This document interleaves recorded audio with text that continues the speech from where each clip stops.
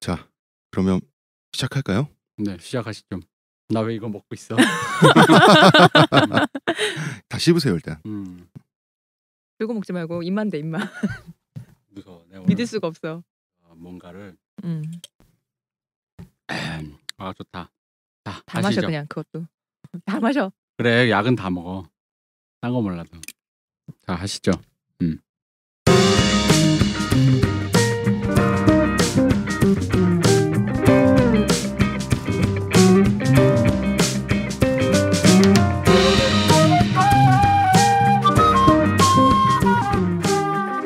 모든 교양은 남 얘기죠. 안 물어봐도 알려주는 남 얘기. 아날람 20회 방송 시작합니다. 제 맞은편에 문화평론가 이동규 대표님 안녕하세요. 안녕하십니까. 그리고 제 옆에 의문의 그녀 시호님 안녕하세요. 안녕하세요. 안녕하세요. 저는 대선진리교 교주 작가 홍대선입니다. 이거 우리 방송 리바이브라는 거잖아. 네. 두 번째 들으니까 되게 싫다. 싫죠. 한 주만 하고 말라 그랬는데 이걸 두 번을. 저번 방송이 안 나가는 바람에 또 들어야 돼. 그러니까. 다음 주에도 할 생각이에요. 대선 진리교예요. 아무래도 우리의 첫 번째 뉴스 아니, 빅빅 잠깐만. 뉴스는 사람들이 대순진리교랑 되게 혼동할 수 있으니까 약간만 설명해 주세요. 대선진리교는 회사 중에 1인 기업 있잖아요. 그냥 얘기하세요. 쳐다보지 말고 빨리 얘기해 그냥. 빨리. 대선진리교는 1인 종교입니다. 제가 수많은 종교를 접하고 나름 깨닫는 바가 있어서. 카발라 이런 것도 접하셨어요? 아 그런 건 모르겠습니다. 콥트교, 조로아스터교.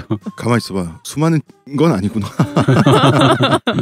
그냥 개신교, 카톨릭, 불교. 아니 그럼 한국 땅에서만이라도 친다면 JMS 접해봤어요? 아니요. 그럼 뭐 수많은 종교야. 그러니까 몇 개 안 되네. 메이저만. 그러니까. 메이저만 대충 훑고. 그러나 깨달음이 와서 제가 창시한 종교고요. 깨달음이 와서 자기가 나섰어. 뭐야 이게? 이게 전형적인 사이비 종교의 수순이죠. 아니요. 사이비 종교의 특징은 신도를 모집하는 데 있잖아요. 네. 대선 진리교는 신도를 모집하지 않습니다.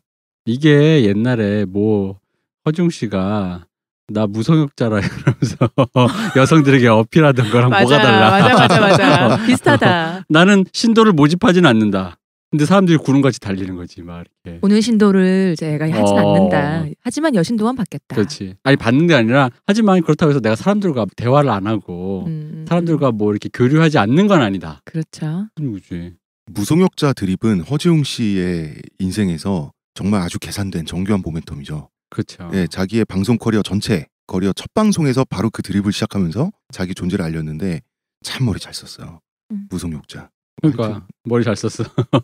대선 진리교. 저는 사이비가 아닙니다. 신도를 모집하지 않습니다. 이게 1인 종교일 뿐. 예, 역시. 대선 진리교를 그렇게 폄하하시면 안 되고요. 아주 훌륭한 종교입니다. 근데 이거 네. 오해할 수 있잖아요. 대순 진리교랑 이게 아무리 본인 이름을 딴 거지만 조금 약간 이게 수정할 생각 없어요? 이를테면 뭘로? 아니 뭐 글쎄 뭐가 있을까? 일단 진리교도 그렇고 대선도 그렇고 아니 너무 그 종교를 이렇게 겨냥해서 만든 그런 느낌이 있잖아요. 일야 진리교 이런 거 어때요? 원나잇 좋아하시니까 일야. 뭐 천일야와요. 일야 진리교 이런 거. 나도 반격을 좀 해야겠다. 대표님이 네. 영화 간신을 보고 나서 연산군에 빠져가지고 연산군 파괴 배덕 부들부들 이렇게 막 불을 몸을 떨면서 네, 저 네. 간신을 그래가지고 제가 별명을 하나 지어드렸어요. 연산군이 아니라 연산규. 연산규. 내가 그걸 안 봤다가 네. 그걸 보고 그 영화가 너무 형편없다길래. 네네. 근데 나 그 감독님이 그렇게 영화를 형편없이 찍는 사람이 아닌데 하고 나중에 봤어요. 그 넷플릭스에 있더라고. 봤지? 근데 이게 영화의 중간중간 사이에 그거는 엉망인데 공들여 찍은 씬은 역시 이 감독님이 허당이 아닌 게 잘 찍었어. 근데 뭐 그런 건 둘째치고 그냥 거기서 나오는 연산군의 행위가 네. 내 마음속에서 튀어나온 것 같아. 모든 걸 파괴해. 그래서 나 너무 재밌게 봤어. 내가 저분도 저렇게 위험한 분이세요. 여기. 그래가지고 근데 내가 나의 그런 면을 알고 이 사람이 새벽에 텔레그램으로 저희 금나라의 왕 얘기를 추천해 주더라고. 네. 그것도 내가 또 밤에 또 인터넷을 찾았지. 네. 그날 새벽을 또 그 왕의 얘기로 하얗게 불태우며. 네, 금나라 황제 중에 해릉 양왕이라고 있죠.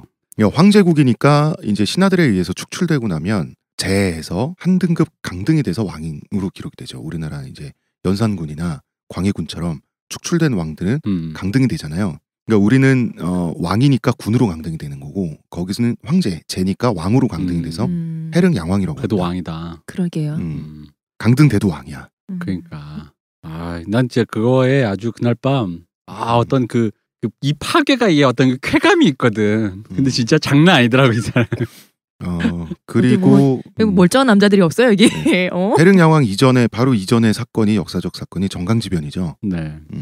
정강의 치라고도 하는데요. 이거는 송나라와 금나라 그리고 몽골 제국과의 그 삼각관계를 저희가 설명드릴 기회가 앞으로 있을 텐데 그때 말씀을 같이 나누도록 하고요. 인터넷에 한 번만 찾아보시면 굉장히 재밌는 얘기가 많아요. 그분 한번 풀죠. 안 되겠네요. 진짜 재밌더라고요. 너무 재밌더라고요. 밤을 새셨다 하니 저도 궁금하네요. 신났어 진짜. 나 그랬다가 야 인생 이렇게 신나게 살고 그냥 한 방에 가는구나 그냥. 뉴스 시간입니다. 비보를 나중에 전하는 건가요? 우리 저번 주에 결방했습니다. 네. 대표님 우리 왜 결방했죠? 우리 내 마이크가 이게 안 켜져 있었던 거예요. 네. 그래가지고 입력이 아예 안 돼 있는. 저희 진짜 상태였지. 열심히 풀로 떠들었는데. 그러니까. 내가 얼마나 새벽에 편집하려고 이제 컴퓨터를 파일을 타임라인에 올렸거든요. 근데 깜짝 놀란 거야. 이게 무음인 거야. 왜 무슨 잡음도 아니고 아무것도 없는 빈 파일이 덩어리가 한 덩어리가 있는 거예요. 그래서 이거 왜 이러지? 설마 너무 작게 녹음됐나? 처음에 또 얼마나 미련하게 내가 작게 녹음된 줄 알고 아무것도 없는 파일을 한 키웠어요? 5분가량 듣고 있었어. 혹시 내가 못 듣는 너무 작게 녹음됐나? 근데 미련하게 듣고 있는데 아무리 봐도 안 돼서 이 파형을 봤지. 주파수를 이렇게 키워가지고 이게 파형을 봤더니 아무것도 없는 일자야 이렇게. 심정지 상태. 심정지 상태에서 이럴 수가.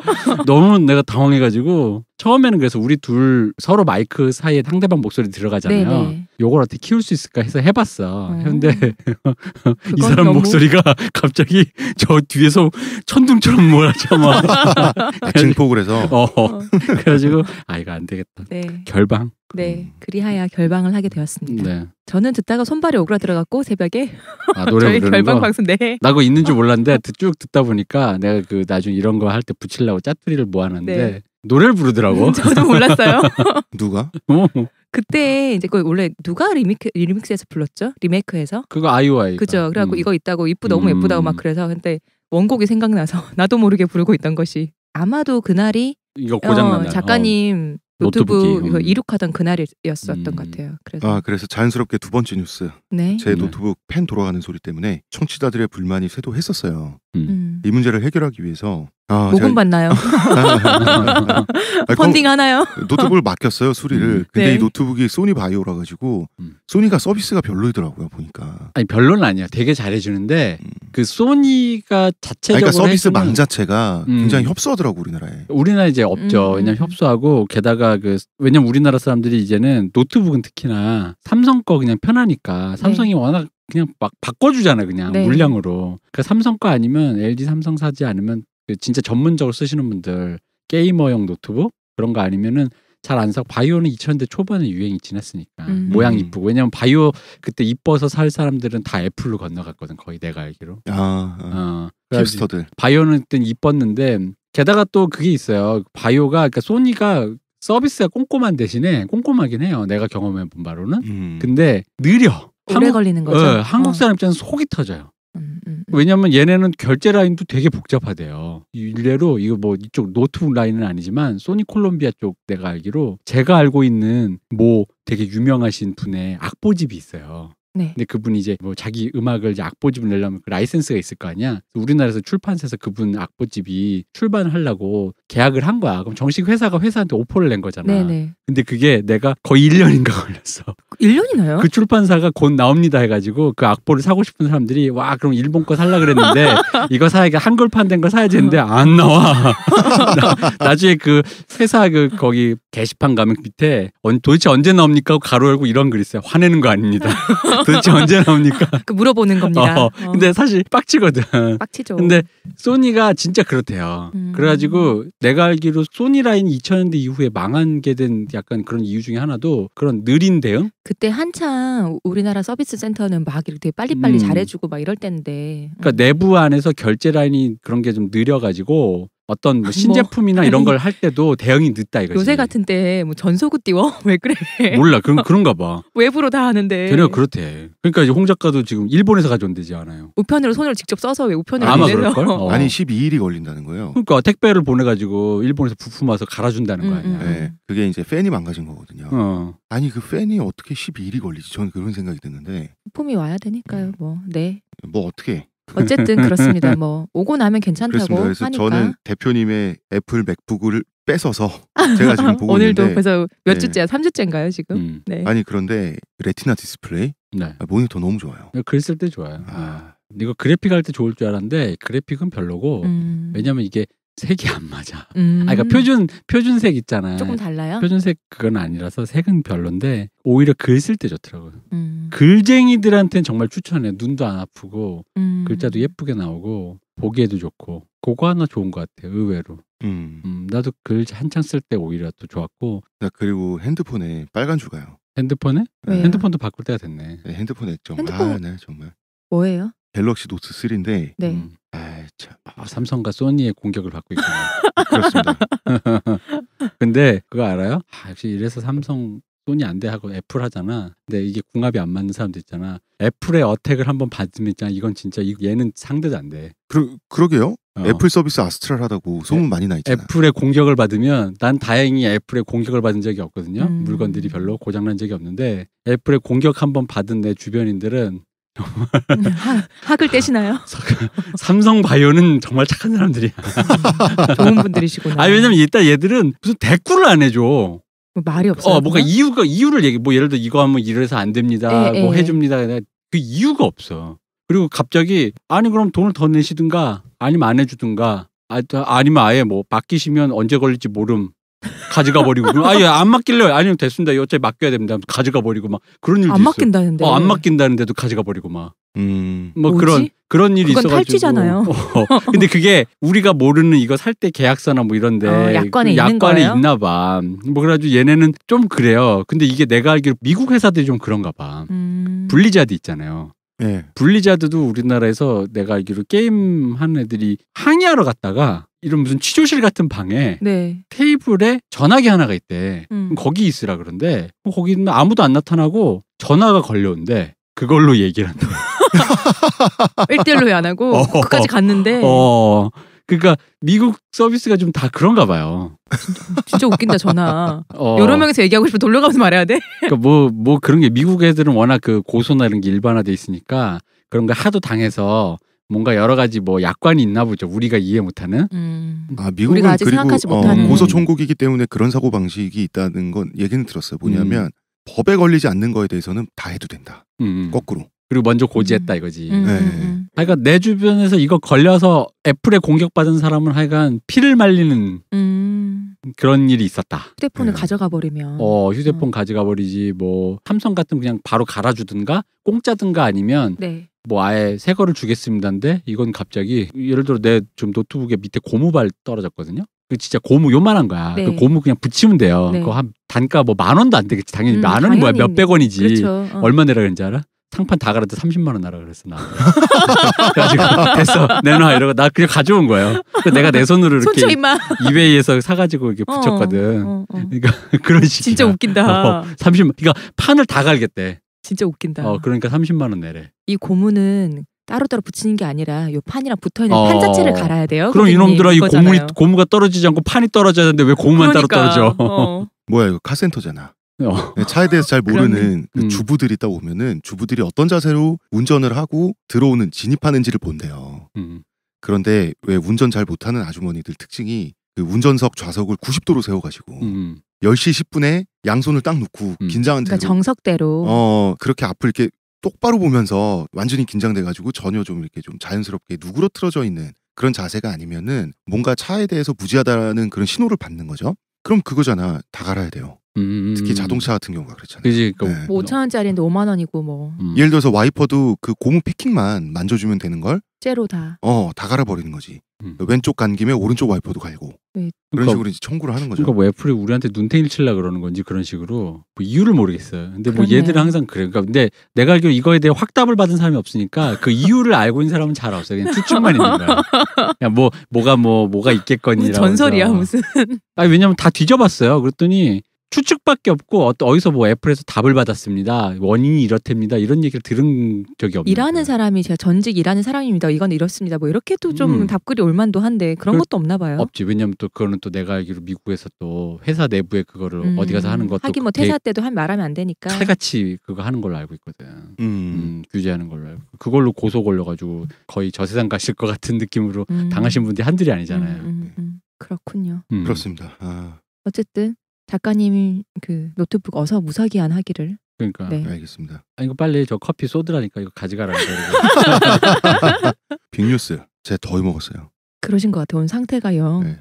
제가 너무 땀을 많이 흘려가지고 요새 예전의 미모를 회복하고 있긴 합니다만은 네. 자동적으로 다이어트가 돼가지고 야 이거 날이 더운 것도 더운 건데 습하니까 전 아주 죽겠습니다. 미모에 머리카락은 포함이 안 되나 봐요. 머리카락이 나야 미모가 완성이 되는 거 아니에요? 아니 그거는 이제 있었다 되돌릴 치고. 수 없다니까. 자꾸 이게 되돌릴 수 있는 어떤 것처럼 얘기하지 마. 네. 그건 그냥 가는 거야 그냥. 옥탑방에 사는 사람을 앉혀놓고 네. 네가 열심히 노력을 안 해서 아직 자가주택이 없는 거야. 아니 이런 본인이 식으로 지금 말씀하시면 자가주택으로 안 되는 가고 거예요. 있다고 하니까. 아니 그게 아니라 옥탑방인데 벽돌 장판 옥탑방이 되고 있는 뭐 이런 그치. 건가요? 장판 대신에 약간 이 마루를 깔았다. 강화마루 이런 걸 깔고. 옥탑이지만 그렇군요. 네, 난 페인트칠 옥탑이지만 새로 하고 이런 느낌. 난 옥탑이지만 그래도 지붕도 있고 하여튼 그렇습니다. 지붕 없는 옥탑이 지붕이 어딨어? 이 사람 뭐라는 거야? 지붕 없는 옥탑방이 어딨어? 풍천 노숙해요. 아니 당연히 지붕이 있는데 그 삼각형 지붕 있잖아. 이거 뭐 이렇게 슬레이트? 그렇지. 아니 뭐 아니, 그냥 기와처럼 슬레이트가 아니라 이렇게 된 적어도 거 기와는 돼 말씀하시는 있는. 거예요? 그냥 편편한 게 아니고 좀 집 같은 지붕이 있다. 네, 저는 비록 탈모인이지만 아닌데. 탈모인 중에서는 네. 제가 계급이 좀 있다는 거를 여러분들이 좀 알아주시고요. 탈모 계급론. 네. 탈모 카스트. 탈모 방송하면서. 탈모 카스트야 이거. 탈모 카스트 있습니다. 탈모 방송하면서 자기가 크샨트리아라고. 네. 어이가 없네. 제가 브라만 아니어도 크샤트리안 됩니다. 네. 야, 그럼 이거 불가촉 그거는 내 말이 이거 말하기 조심스럽네. 너무하다. 무섭다 진짜. 전두환 내부인이라서 더 무서워요. 불가촉 장군 뭐 이런 식으로. 자, 하여튼 네. 뉴스는 여기까지 하고요. 너무 제 얘기만 했군요. 시호님과 이 대표님도 잘 살아 계시므로 청취자 여러분께서는 걱정 안 하셔도 되고요. 네, 저희 묶여서 방송하고 그런 거 아니에요. 그럼 물론입니다. 네. 광고 듣고 오겠습니다.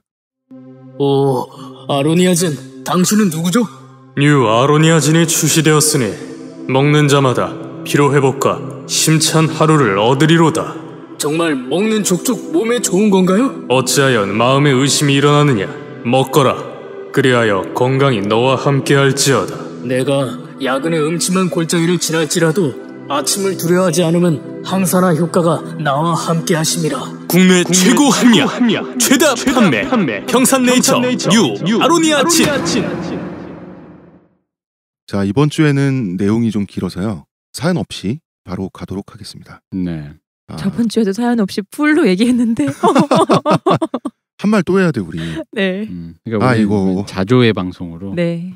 그냥 이렇게 가겠어. 네. 자, 최근에 우리나라 개신교 쪽에서 또 사건이 좀 연달아 터지고 있습니다. 뭐예요?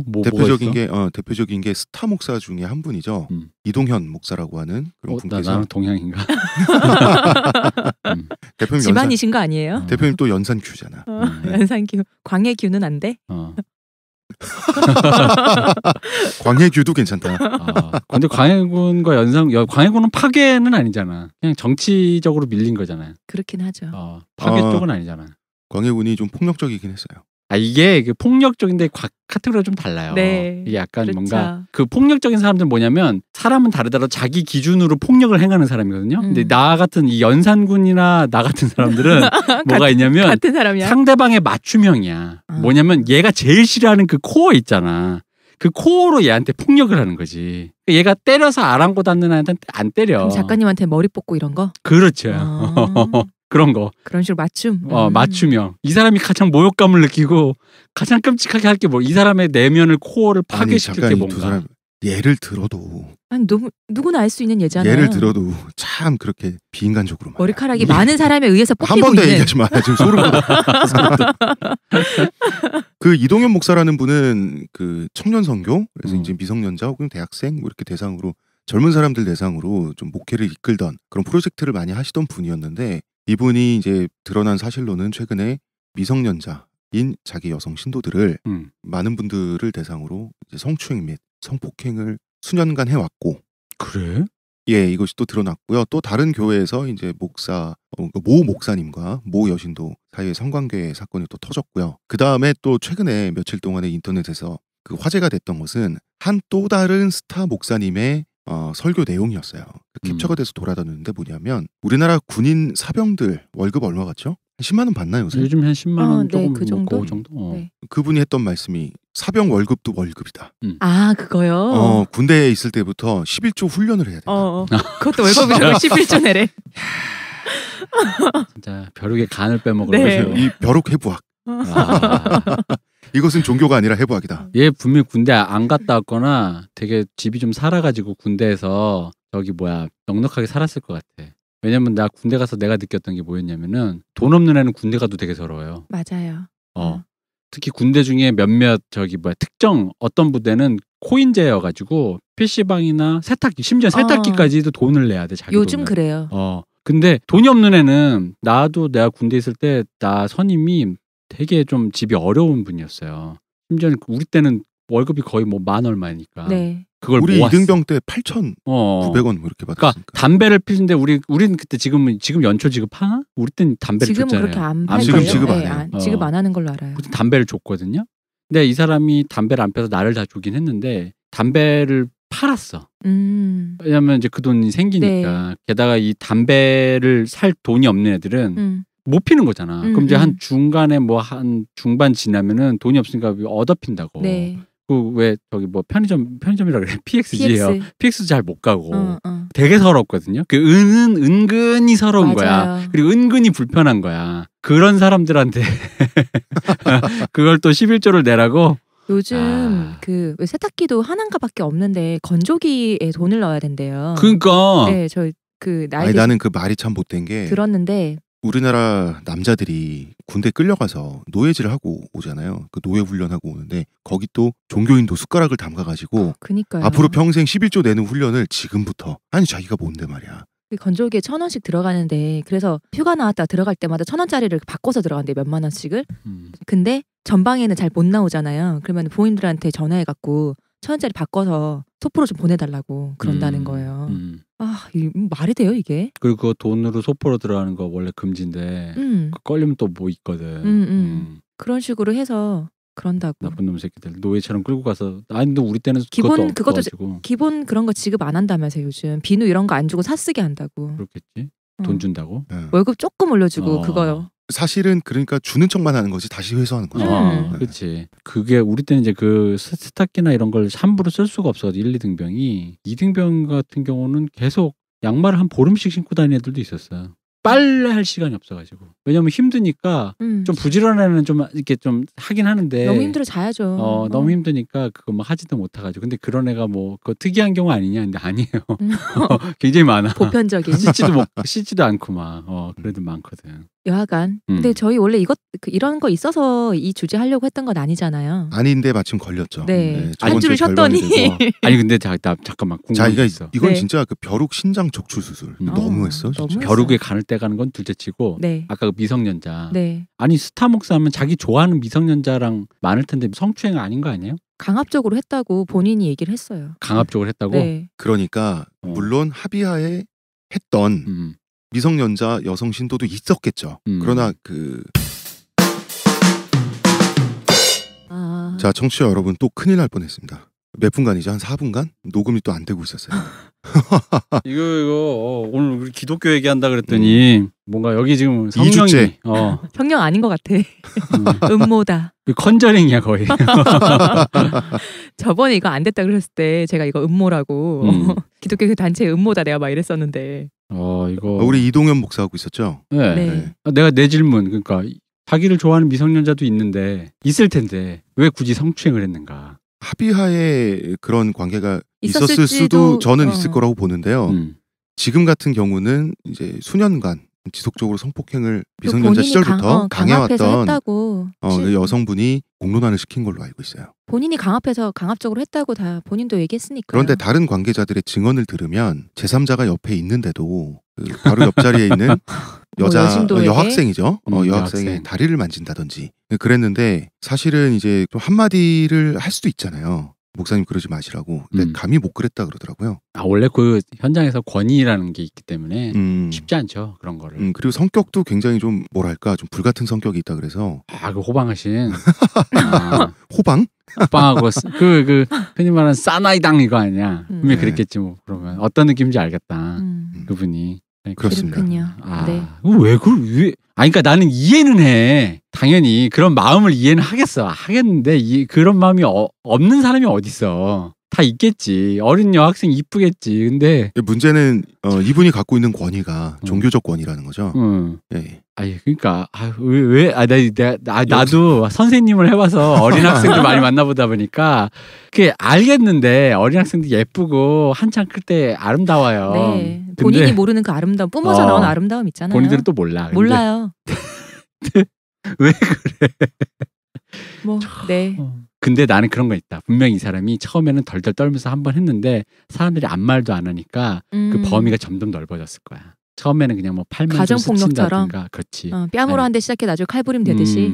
어깨 한번 그냥 이렇게 툭 쳤다든가. 아니 이 사람 목사인데 사람이 문제가 아니라 머리 위에 하나님이 계신데 지금. 에이, 이런 류의 사람들이 보통 자기가 신의 그걸 담지했다라는 거에서 자기 이꼴 신이라고 생각을 하면서 대리인도 아닌가요 그러면? 거기 자기가 이꼴 신의 대리라고는 말은 하지만 그 뭐야. 현실 세계에서는 결국 내가 이꼴 신이란 얘기지. 그런 식으로 뇌내망상을 하기 때문에 오히려 더 강하지. 하느님이 나를 지금 찍어준 사람인데. 자 여기까지는 청취자 여러분들께 드리는 힌트였고요. 그래서 약간 저희 오늘 개신교, 네. 기독교. 개신교란 무엇인가? 개신교와 기독교는 다르죠. 이거 우리 원래 이거 아까 얘기했던 뉴스들 때문에 하려던 거 아니잖아요. 저번 주에 우리 이미 녹음했는데 녹음하고 나서 이제 결방한 후에. 뉴스가 나오고 다시 또 우리가 지금 또 얘기하지만 근데 이 뉴스가 나올 때 결방을 안 했으면 얼른 좋았던 게 그러니까요. 우리 저번 주에 원래 우리 오늘 할 게 기독교의 원래 역사 개신교의 역사잖아요. 네. 그리고 원래 그 다음 주에 한국 기독교 하려고 했는데 딱 이번 주에 맞았는데 이게 역시 어떤 컨조링이다. 나 다시 밀 거야. 음모다. 악귀가 좀 전에 또 등장해서 말이야. 뭘 살짝 건들고. 제가 아날람 방송 하고 싶어가지고 대표님을 처음 만난 게 강남의 치킨집이었어요. 그때 맥주를 마시고 헤어졌고 두 번째 만난 게 우리가 오후에 대학로의 커피숍에서 만나가지고 장시간의 수다를 떨었는데 그때 대표님과 저와의 메인 주제가 기독교였어요. 둘 다 신앙생활을 했었고 지금도 믿음을 갖고 계신가요, 대표님? 글쎄 이거를 믿음이라고 하면 믿음이겠죠. 나는 칸트의 도박사 논리를 다시 대학 가서 알게 됐지만 칸트의 도박사 논쟁에 대해서 중학생 때 그 얘기를 나는 내가 스스로 고민했었거든. 왜냐면 이런 게 있어요. 카톨릭이었으니까 죽기 전에 왜 마지막에 고해성사하면서 이렇게 그런 어떤 죄를 사하는 그걸 해요. 안수 같은 그런 걸 하는데 그거를 하면서 그 생각이 드는 거야. 그럼 뭐야 평생토록 살다가 죽기 전에 죄를 회개합니다 땡 하면은 종 땡 치면 그럼 끝나는 거 아닌가. 전도하는 사람들의 논리가 당신 내일 죽을 수도 있다잖아. 그러니까 내일 죽을 수도 있다는데. 왜 그런 얘기 있잖아요. 이제 돌아다니면서 죽기 전에 회개하라 이렇게 얘기하니까 언제 죽을 줄 알고요. 그러니까 지금 하라. 뭐 근데 그렇다면 그 다음 문제. 좋아. 언제 죽을지 몰라. 근데 죽기 전에 뭐 땡 하면 되는 거 아니야. 그러면 죽은 다음에 천국이 없다면 내가 지금 이걸 해도 되는가? 할 필요가 있는가에 대한 얘기. 그럼 결국 내 스스로에 대한 믿음이 중요한 거지. 이게 뭐가 있고 없고에 대한 문제는 아니거든. 지옥이 있고 없고에 대한 문제는 아니거든. 근데 그랬을 때 이제 그 고민을 한 세례받을 때쯤 중학생 때 세례받았는데 중학생 때부터 계속 고민을 하다가 나중에 이제 내 느낌은 그거죠. 내가 백인 헤테로 남성의 얼굴을 가진 초 잘생긴 꽃미남 인격신이 있는지는 난 잘 모르겠어.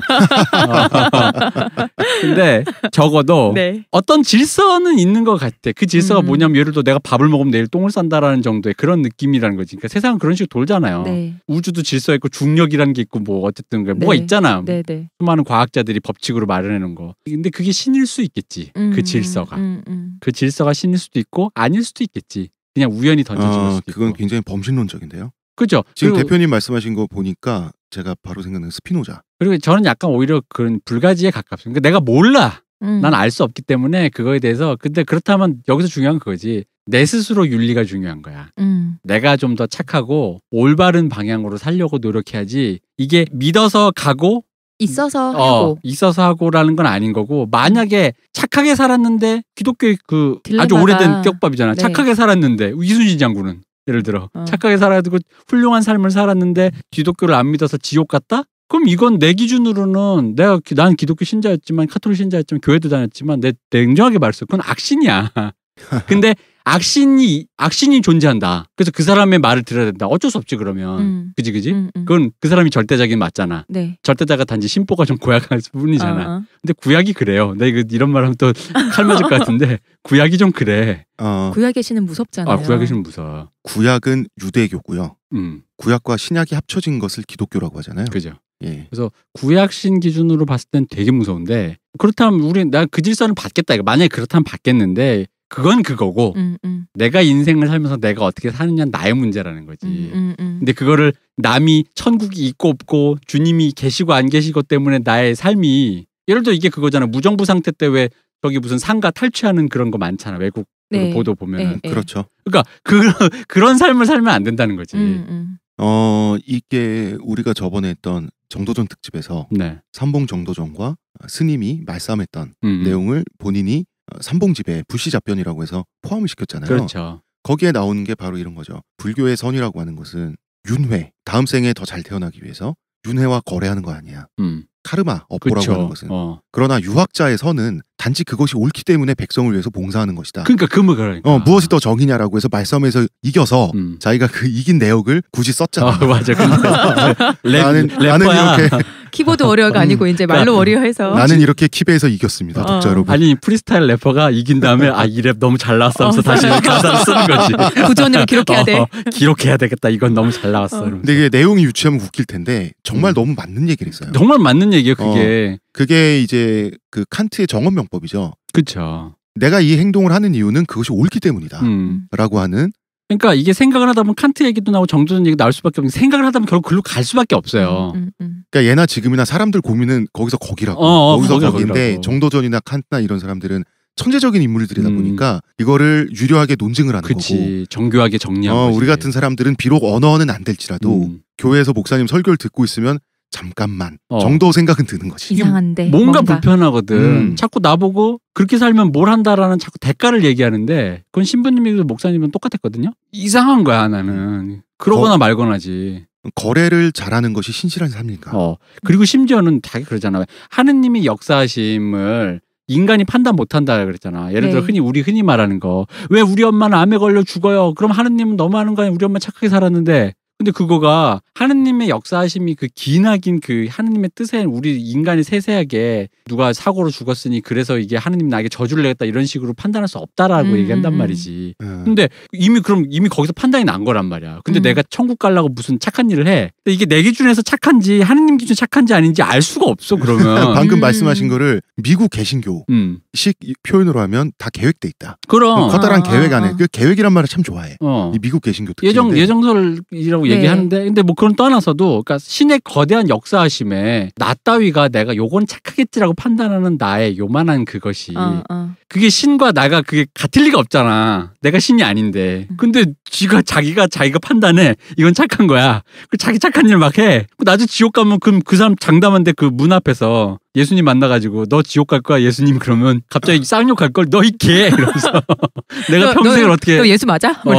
확실해? 이 사이비 2단 이럴 거라고. 내 앞에 악마가 감히 예수님의 모습을 하고 나타나다니. 이건 시험이야 이러면서. 그래서 이제 목사님들이 많이 하는 말들 중에 하나가, 하나님은 다 지켜보고 계시고 여러분이 하는 좋은 일, 나쁜 일, 좋은 일에는 당연히 11조 같은 게 들어가죠. 이런 거 천국의 기록책에 다 기록되고 있다고. 그러니까 좋은 일 11조, 그게 좋은 일이 아닐 수도 있다니까. 그거 모른다니까. 당신 마음의 윤리에 어긋나지 않는 걸 해야지. 누가 좋다고 시키면서 그걸 하는 거, 생각 없이 하는 거, 그게 그러니까 제일 나쁜 거야. 까놓고 말하면 정산된 나. 나중에 다 정산되고 결제되니까 똑바로 해라. 이 거래 심리고. 그 주택 청약 적금 같은 거잖아. 천국에 주택을 청약해놨습니다. 적금 드세요. 그게 이거잖아. 너무 자본주의적이라서 그 불편하잖아. 불편하지. 적립금이 부족하여 주택 청약 실패하였습니다. 정말 이건 캐슈템이야. 이상하잖아. 심지어 자본주의 사회는 기프티콘도 있는데 그런 것도 없어. 다 기록된대. 아무튼 그렇습니다. 그래서 우리가 개신교 얘기를 하기 전에 먼저 기독교와 개신교를 구분을 해주고 이야기를 해야 될 것 같아요. 그리고 이 얘기는 저희 두 분이 아날람이라는 이름을 짓기도 전에 벌써 하고 싶었던 얘기시라고. 아니 뭐 하고 싶었다기보다는 그냥 우리가 한 번은 하자. 언젠가 하게 될 것이다 정도였는데 그런 것도 있고 그냥 이 사람과 내가 서로 안 친하니까 그냥 접점을 찾다가 공통점을 찾다 보니까 이제 나온 얘기지. 나 사실 별로 기독교 얘기 잘 모르고 저기 뭐 이렇게 많이 하지도 않아. 왜냐면은 이게 우리가 그때 한 7시간 동안 수다를 떨었는데 두 번째 만난 사이에 네. 우리 두 사람의 결론은 한국 기독교는 망했어요. 정도였어요. 근데 한국이 망한 것 같아. 한국이 그죠. 한국은 기업 문화도 망했고 한국이 망했어. 굳이 기독교 인터넷 커뮤니티도 다 망했어. 내가 봤을 때. 이 나라는 끝났어. 그냥 뭐 애 안 낳고 이대로 자연스럽게 그냥, 자연 소멸하는 거 좋은 것 같아. 문제는 모든 게 타락할지언정 가장 늦게 타락해야 되는 게 종교라고 한다면 우리나라는 거꾸로 종교가 가장 먼저 적극적으로 한국 사회에 급속한 자본주의 성장의 패단을 흡수했고 추동한 면이 있기 때문에 그런 지점에서 좀 도덕적인 비판을 받을 여지가 많고요. 아무튼 기독교와 개신교를 좀 구분을 해야 될 것 같아요. 기독교와 개신교는 다른 개념이죠. 그렇죠. 기독은 옛날에 예수 그리스도를 한자로 음차를 했을 때 야소 기독이거든요. 기독은 크리스트. 그러니까 기독교는 천주교, 개신교 전체를 말하는 거죠. 근데 크리스트인데 네. 왜 기독이지? 그득으로 해. 그득. 뭐 그런 느낌으로 해야 되는 거 아니야? 아니 중국을 거쳐왔잖아. 중국식 발음을 거쳐왔기 때문에 그렇습니다. 기독교는 크게 구교와 신교로 나뉘죠. 그렇죠. 구교는 서유럽의 로마 카톨릭, 우리가 천주교라고 알고 있는. 네. 예. 그 다음에 동유럽의 오소독사. 이것은 이제 보통 동방정교회라고 해서 그 원래 본류가 동로마 제국에 있죠. 그리고 그 전부터 원래부터 있었던 정말 정통 기독교라고 해야 될까요? 원시 기독교라고 해야 될까요? 교파들 보면은 오리엔트 정교회라고 우리가 보통 하는데 콥트 정교회, 이집트 쪽이죠. 시리아 정교회, 시리아와 인도. 그래서 인도에 있는 교회, 이집트에 있는 교회, 이집트는 뭐 교회가 다 파괴됐지만 인도에 있는 교회는 역사가 무슨 뭐 1800년 뭐 이렇게 돼요. 예, 아주 그 역사가 사실은 로마 제국보다 더 오래됐고요. 에티오피아 정교회, 그다음에 아르메니아 사도교회. 아르메니아는 세계 최초의 기독교 국가입니다. 당연히 가장 오래된 교회는 아르메니아에 있습니다. 그다음에 지금은 사라진 네스토리우스파. 네스토리우스파는 옛날에 몽골의 기마민족들 있죠. 유목민들이 많이 믿었습니다. 지금은 없어졌죠. 근데 대부분의 특히 우리나라의 근대에 나온 대한민국 정부가 수립된 이후에 나왔던 사이비 종교는 다 기독분파 아니에요? 우리나라에서 거의 기독분파죠. 그죠. 구체성을 좀 더하자면 동학농민운동의 영향을 많이 받았는데요. 동학농민운동 자체가 기독교의 영향을 많이 받았어요. 중국의 태평천국 운동도 기독교의 영향을 많이 받았습니다. 그래서 원래부터 가지고 있던 유불선의 관념에 특히 불교의 미륵 사상, 구원자 사상과 기독교의 메시아 사상이 매치가 돼가지고 사실 메시아와 미륵, 미아트레라고 하는 것은 어원이 같다고 하죠. 심지어 해서 이제 동방의 특히 이제 동아시아의 종교가 많이 이렇게 나왔는데요. 네, 여기서 저는 기독교 쪽을 믿지 않고 원래 종교가 없는데 불교에 가깝지 교회는 거의 가본 적이 없어요. 살면서 뭐 손에 꼽을 정도라. 보통의 저처럼 기독교 쪽에 지식이 없을 경우에는 기독교랑 지금 아까 금방 기독교가 개신교와 천주교가 같이 갖고 있다 하셨잖아요. 근데 보통은 기독교가 크리스트고 천주교는 또 따로 카톨릭이고 이렇게 생각들을 많이 하시거든요. 우리나라는 설문조사를 할 때도 당신의 종교는 무엇입니까? 기독교, 천주교, 불교 이런 식으로 설문이 나오는데 오류죠. 이 오류 때문에 사람들이 이제 헷갈리고 심지어 목사님들은 다 알면서 천주교를 마리아교라고. 저는 어릴 때 진짜 그런 줄 알았어요. 괜히 신도들 막 속여. 기독교는 예수님을 똑같이 예수님 믿는 종교인데 카톨릭은 마리아님을 모시는 데인 줄 알았어요. 같은 믿음입니다. 같은 이게 아닌 믿음이고요. 줄을 진짜 성인이 되고도 한참 있다가 알았어요. 그 종교 집단의 운영되는 시스템이랄까? 그 믿음의 형태랄까? 이런 게 조금 다른 거예요. 마리아 방주인가 뭐 무슨 사이비가 하나 있었어요. 진짜 마리아를 모시고 뭐 이렇게 방주를 타고 어디를 간다 이러면서 그런 사이비가 있었는데 뭐 사이비인 종류는 많은데 하필 마리아를 대놓고 그거 해가지고 또 이게 이쪽으로 수많은 기독교인들이 역시 카톨릭인데 그래서 그렇게 따지면 너희들 자 하여튼 우리가 알고 있는 교회 그리고 목사님으로 대변되는 개신교, 로마 카톨릭, 오소독사 등등이 다 똑같은 기독교고요. 그러니까 우리가 지금 우리가 보통 네, 우리가 지금 생각하고 있는 기독교다 하는 게 개신교이고 그 예수님 믿으면 네, 기독교예요. 예수님 기독교이고 다 기독교예요. 그러니까 모두 기독교고 구교와 신교의 구도라고 하는 것은 서유럽을 중심으로 발생한 역사적 사건이죠. 통상적으로 우리가 종교개혁 이게 이제 교과서에 나오죠. 종교개혁이란 바로 로마 카톨릭에 대한 저항으로 탄생한 개신교. 이 개신교와 카톨릭의 투쟁을 종교개혁이라고 하죠. 다 기독교입니다. 네. 예. 그러니까 모두가 기독교이면서 카톨릭이 그 안에 있고 나머지 보통 기독교로 생각하는 것이 개신교다. 예. 네. 그렇죠. 그러면 개신교란 무엇인가를 얘기하기 위해서 기독교란 무엇인가를 얘기하면 한도 끝도 없으니까 우리 주제는 개신교잖아요. 그리고 다음 주에 한국 개신교 얘기를 할 거고 저희가 이게 원래는 한 주 분량이었는데 저번 주 해보다 보니까 너무 분량이 많아갖고 한국은 다음 주에 하고 이제 개신교만 풀자 하고는 결방됐죠. 그렇지. 이것이 바로 대한민국 개신교의 성령의 위협. 네. 성령이 악령이야. 대한민국 개신교의 교세 확장이 멈춘 게 90년대죠. 본격적으로 하락세에 접어든 것이 2000년대. 지금 줄고 있는 거예요? 줄고 있어요. 2000년대부터 여론의 공격을 받기 시작했어요. 특히 인터넷 커뮤니티를 중심으로 개신교에 대한 부정적인 시각이 확장되기 시작했죠. 그래서 개신교를 개독교라고 하잖아. 그죠. 네. 개독이라고 하면서 비하하는 그런 문화도 생겼고요.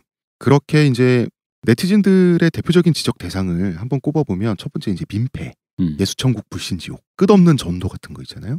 그다음에 헌금 강요. 헌금은 무슨 건축 헌금, 11조 무슨 헌금, 그다음에 뭐 그런 것도 있다면서요. 저는 제가 그 송곡계 가본 그 교회 갔을 때 진짜 깜짝 놀란 게 헌금 봉투가 쭉 있는데요. 뭐 여러 가지 중에서 목사님 차 바꿔주는 헌금란이 있는 거예요. 그리고 우리 목사님. 근데 또 그 헌금 봉투에 구멍이 뚫려 있는 크게 얼마짜리 돈 액수 보이게 지폐를 넣어야 되는데 얼마짜리인지 보이게. 구멍의 위치가 그 초상화의 위치일까? 색깔만 봐도 알잖아요. 색깔만. 색깔만. 그래도 좀 5,000원과 5만 원이 구분이 되나? 그때는 5만 원권 없을 때였나? 그랬던 것 같아요. 그러니까 그게 조그맣지 않고 되게 크게 잘 보이게 크게 뚫려 있었어요. 네. 아이 그냥 비닐봉지를 주지. 비닐 괜찮다. 비닐봉지지. 저희가 또 이렇게 소스 하나 드리나요? 비닐이랍니다. 그다음에 목사님들의 병림픽, 뭐 두말하면 잔소리고요. 네. 배타적인 종교관. 이 배타적인 종교관은 다른 종교에 대한 반달리즘으로 나타나고 그러잖아요. 근데 이게 우리나라에서는 좀 더 심한 게 이게 난 그 이미지랑 겹쳐 있어요. 우리나라 엄마들, 아버지들, 부모님들이 흔히 하는 거 있잖아. 극렬 오지라퍼에 그게 섞여 있어서 그래요. 엄마들이 부모들이 항상 그래서 내가 너 지금 듣기 싫은 소리지만 내가 너 잘 되라고 하는 거야. 내가 맞아.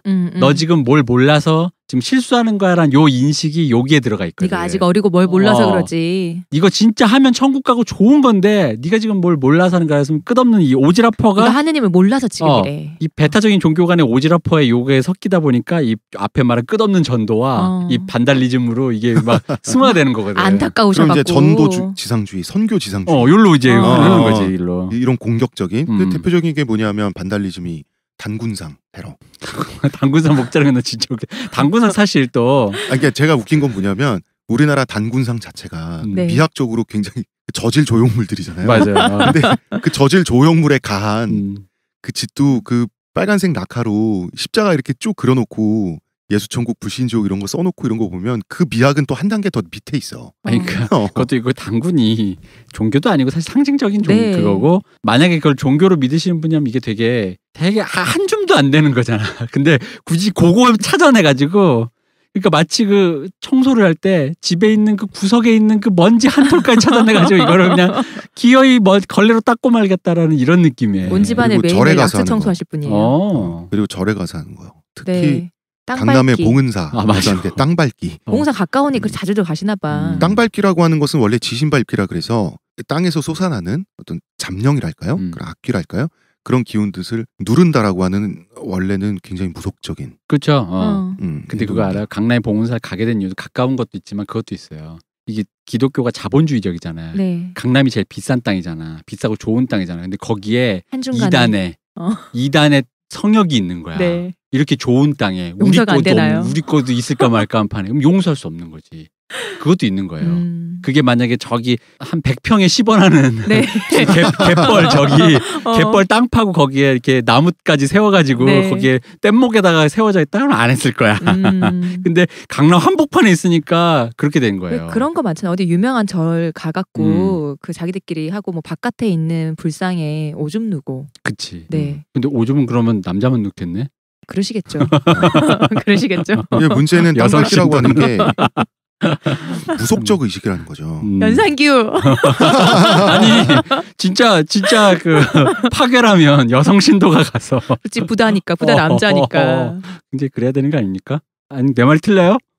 저희들 이 두 분이랑 방송하기 너무 힘들고요. 네. 연산규의 말씀이었습니다. 네.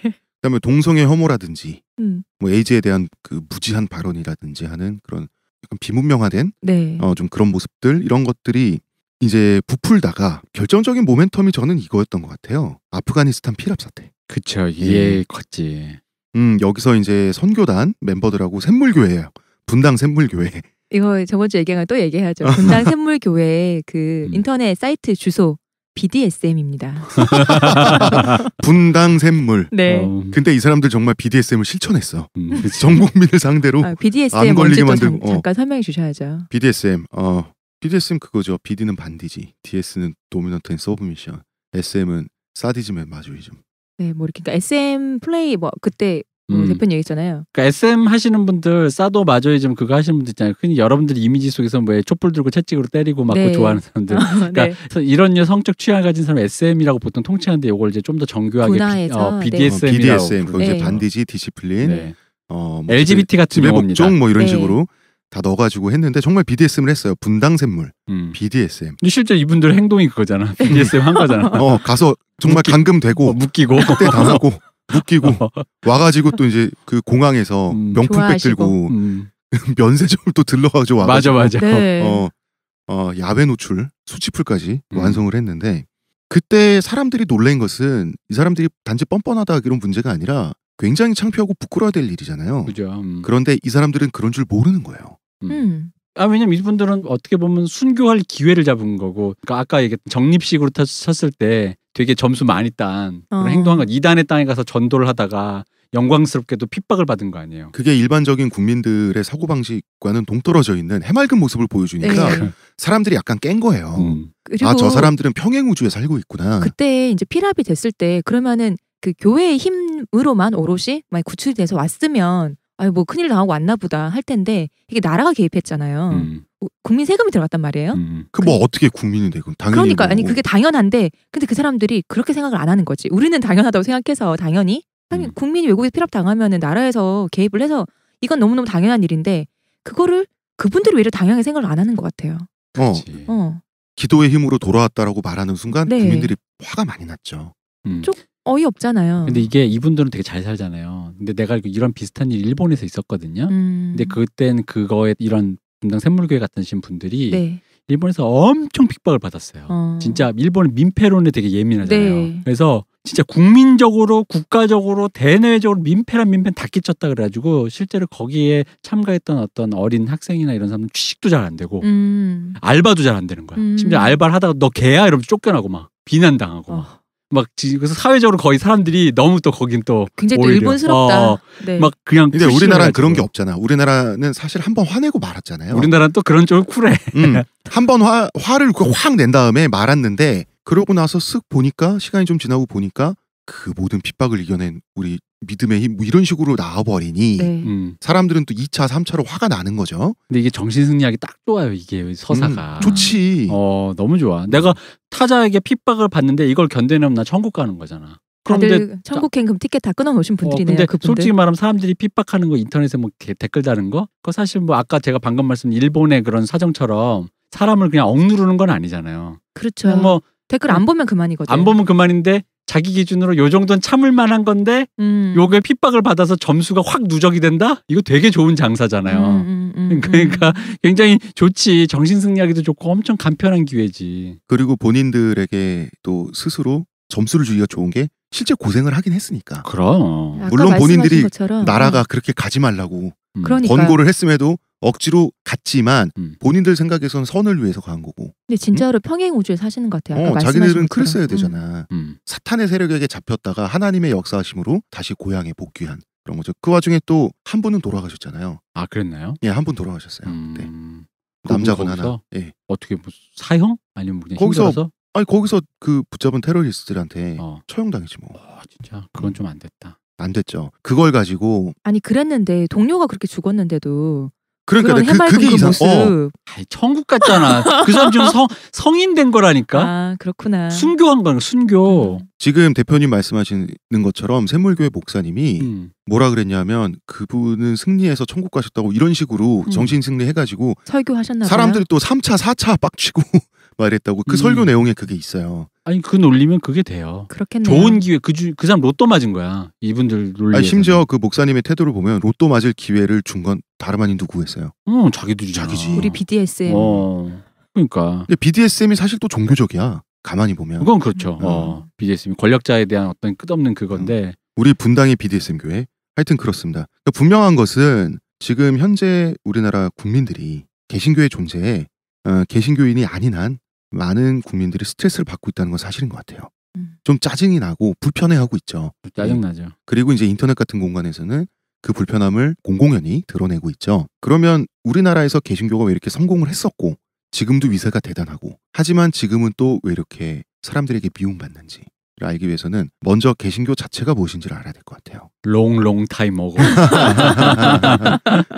기독교도 아니고 천주교도 아니고 개신교. 그러나 이 개신교는 어떻게 해서 천주교에서 카톨릭에서 떨어져 나올 수밖에 없었는가에 대한 얘기를 하면서 우리가 개신교라고 하는 종교라기보다는 교파라고 해야 될까요?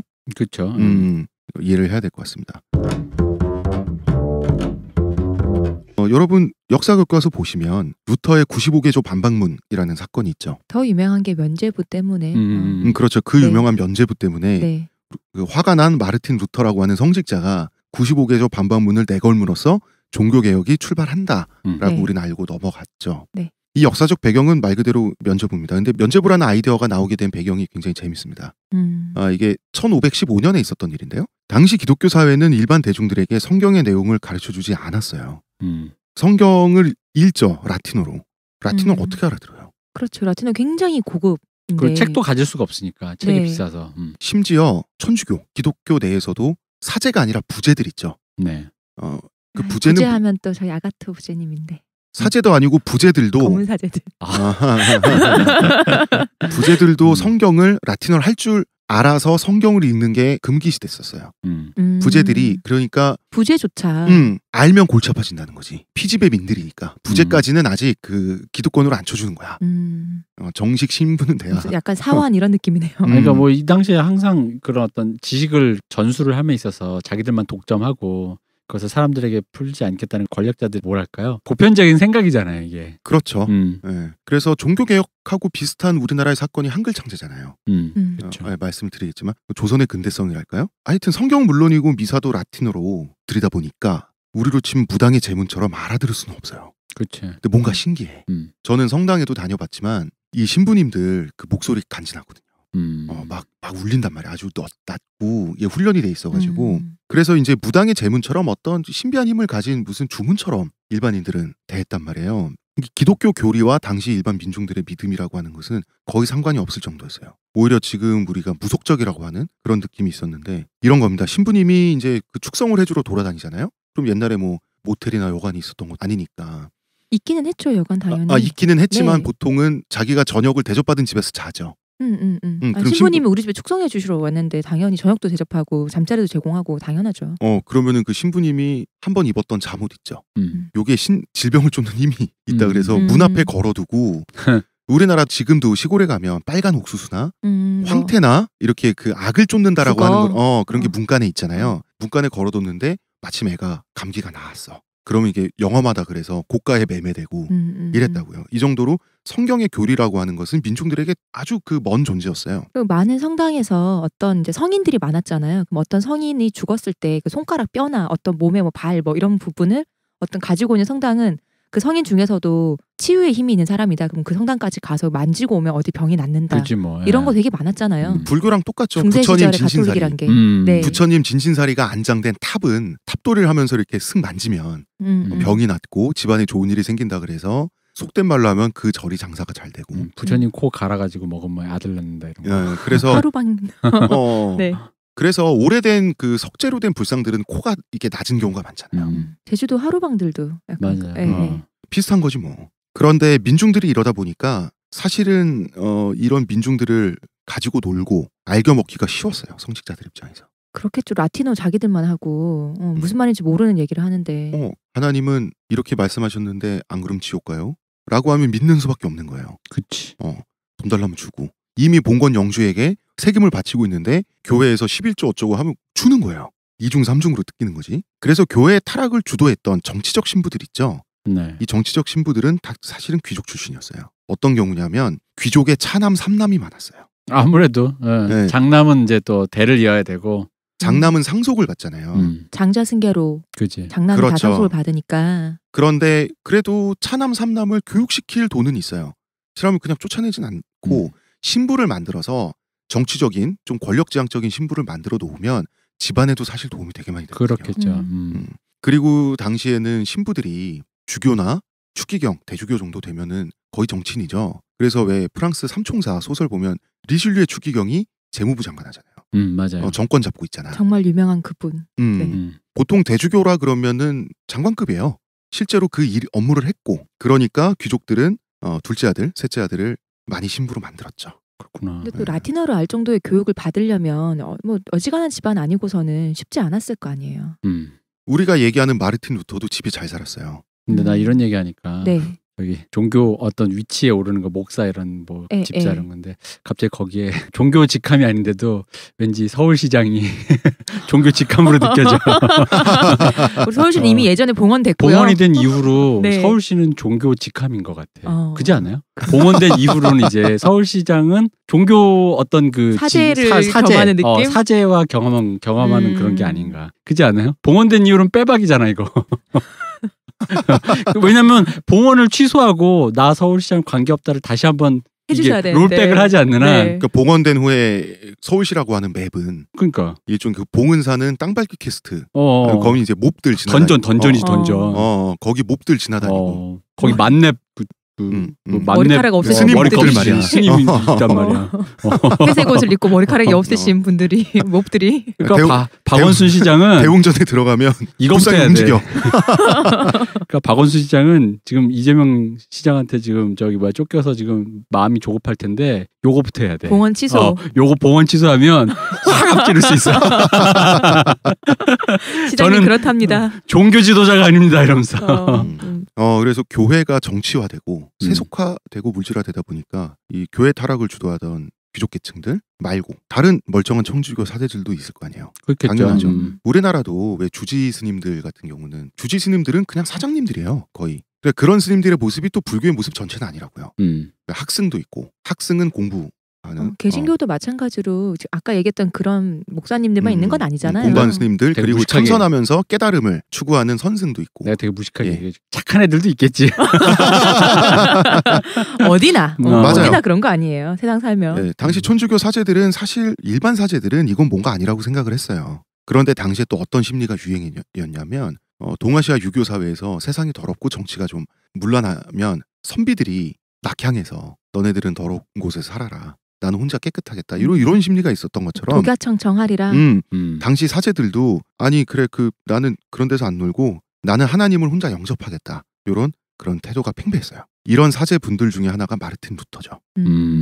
마르틴 루터는 원래 이제 철학 석사 출신의 법학 공부도 했었고 평민의 아들이지만 아버지가 굉장히 돈을 잘 번 평민이었어요.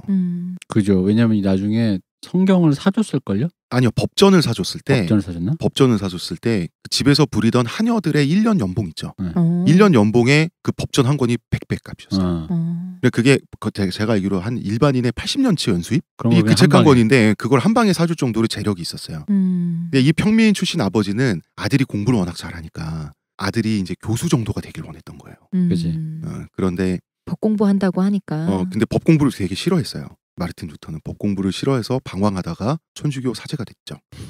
근데 되게 웃긴 게 마르틴 루터 자체는 굉장히 검소하고 하나님을 영접하는 그런 신실한 삶을 살면서 이제 정식 서품을 받았죠. 사제 서품을 받는데 사제 서품 받으니까 이제 자기 아들이 신부님이잖아. 평민 집안에서 신부님을 배출한 거예요. 그것도 그렇네요. 당신이라고 생각해보면. 근데 아버지는 싫어했어요. 왜냐면 장자가 그렇게 되니까. 싫어하긴 싫어했는데 정작 신부님 될 땐 기분은 좋은 거예요. 좋긴 좋겠지.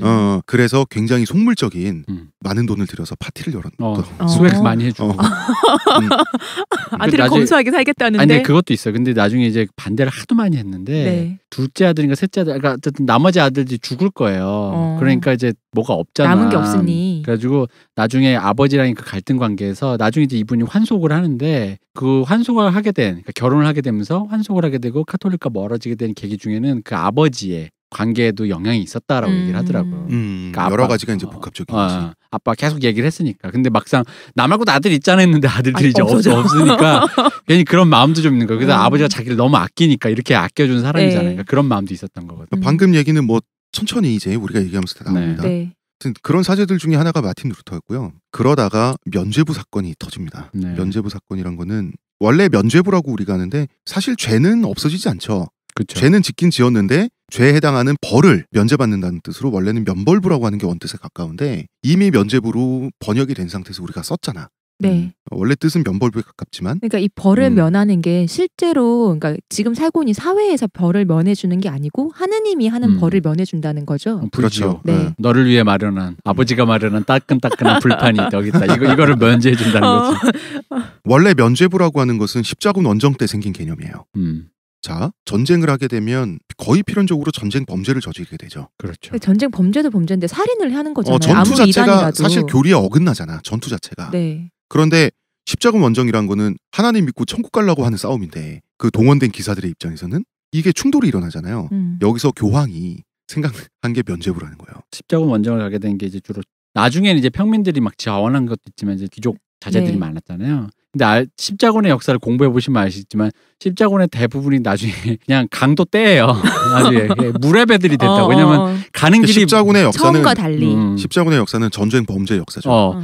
가는 길이 머니까 지금처럼 뭐 비행기 타고 갔다 낙하산 내려 이게 아니니까 가다가 돈 떨어져 뭐 하다 보급품 떨어져 하고 뭐 그냥 마음도 흐지부지하지 하는 중간에 약탈, 강간, 방화 뭐 그냥 이게 도적놈들이야 그냥. 근데 하다 보니까 그 중에 이제 왜냐면 아시겠지만 그 귀족 자제 중에 진짜 신실해서 간 사람도 있겠지만. 네. 그냥 남봉꾼이라 글로 보낸 것도 있어요. 왜 우리 자식 군대 가서 정신 차려라 이런 식으로. 그래서 아니면 쟤 맨날 여기서 사고만 치니까 그냥 보내라. 그러니까 이제 그런 류의 것들에 대해서 어떤 뭔가 논리가 있어야 되잖아. 종교적으로. 아니 우리 아들 그렇게 보냈는데 어쨌든 갔다 보니까 어쨌든 좋은 뜻으로 명문상. 그러니까 이거 이런 거죠. 무슬림들과 싸운 공이 과를 상쇄한다. 그렇지. 이런 논리를 이제 제공해 주는 거죠. 하느님을 위해 싸웠는데 그 싸우다 보니 공교롭게도 그런 일이 생겼다. 하나님의 전사인데 배고파서 좀 훔쳤다.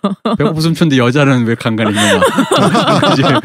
그런 거지. 그런데 그런 용서해 주는 거죠. 그런데 이 시점에선 십자군 원정이 이미 끝난 지 오래이기 때문에 교황이 한 번 했던 말, 왜 교황 무후류설이 있잖아요. 네. 천주교 교황이 한 번 했던 말이기 때문에 있기는 있는 말인 거예요. 그런데 거의 이제 사문화된, 거의 이제 아무도 기억을 안 하는 그건데 네. 이게 면죄부 개념이 다시 끄집어내지는 거죠. 왜냐하면 당시에 독일에 알브레이트 폰 브란덴부르크라는 사제가 있었어요. 이 사제는 기억력이 좋은 사제였군요. 이분도 이름 좋다. 나 이분도 사제 세례받을 때 이런 이름 해야 되는 거야.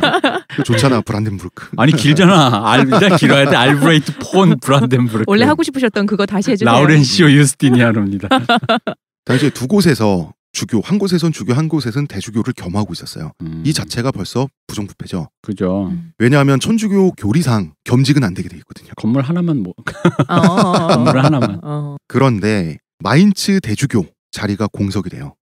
마인츠 대주교는 자동적으로 독일 재상을 겸합니다. 두 개도 부족해서 하나를 또 노리셨군요. 네. 이 공석이 된 걸 노린 거죠, 이 사람이. 경기도지사, 서울시장, 강남구청장 이렇게 된 거예요. 그래서 로마 교황청에서는 유럽의 성직자들 중에 누구에게 마인츠 대주교 자리를 줄 것이냐를 두고 경쟁 입찰을 실시했습니다.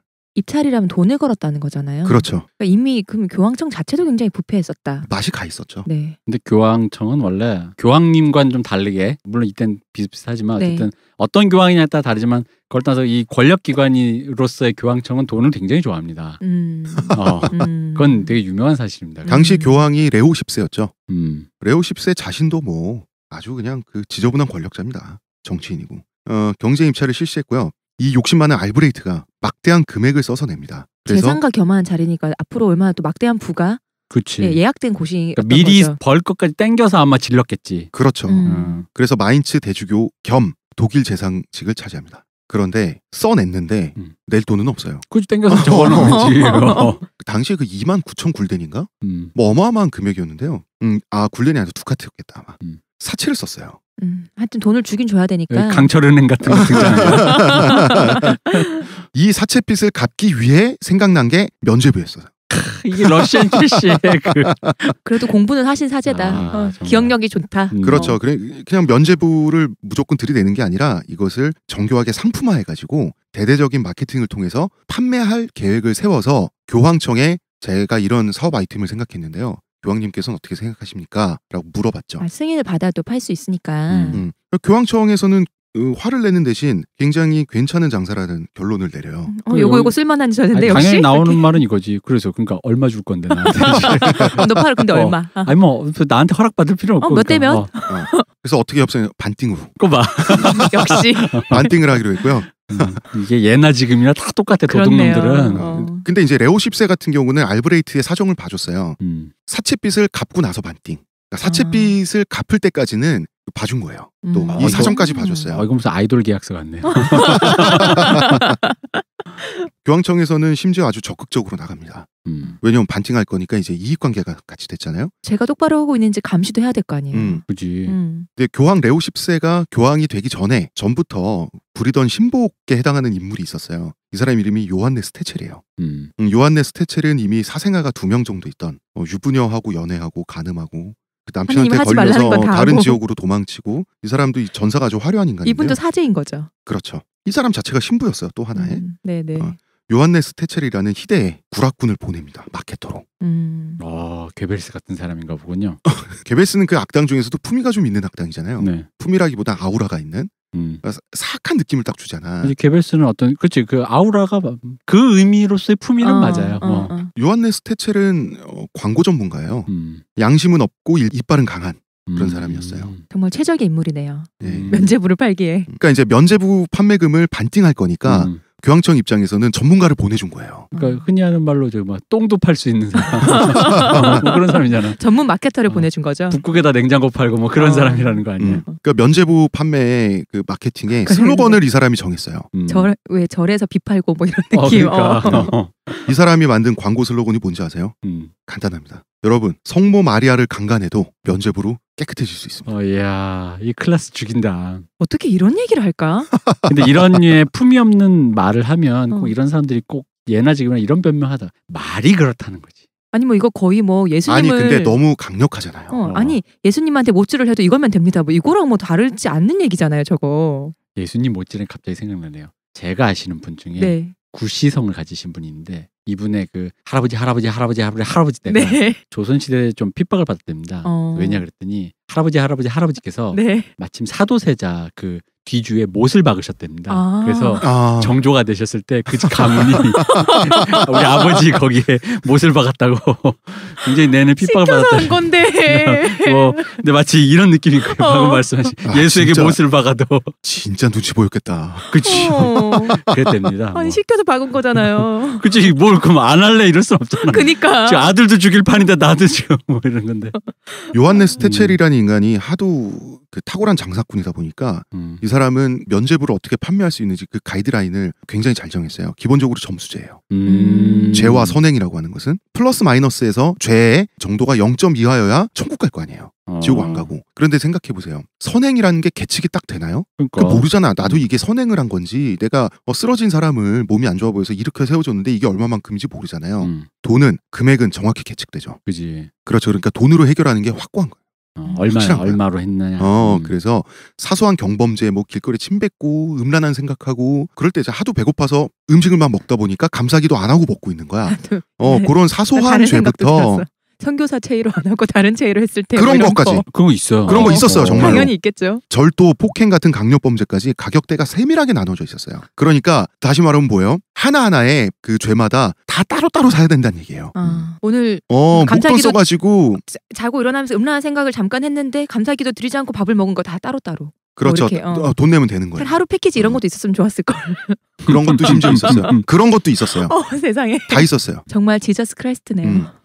자, 돈을 내면 죄를 사함받을 수 있다라고 하는 게 면죄부고요. 다시 한번 말씀드리지만 청취자분들께. 그래서 목돈으로 한 번 퉁치는 게 없어요. 그리고 이제 죄책감 마케팅. 여러분들의 부모를 생각해 보세요. 그분들은 과연 천국에 갔겠습니까?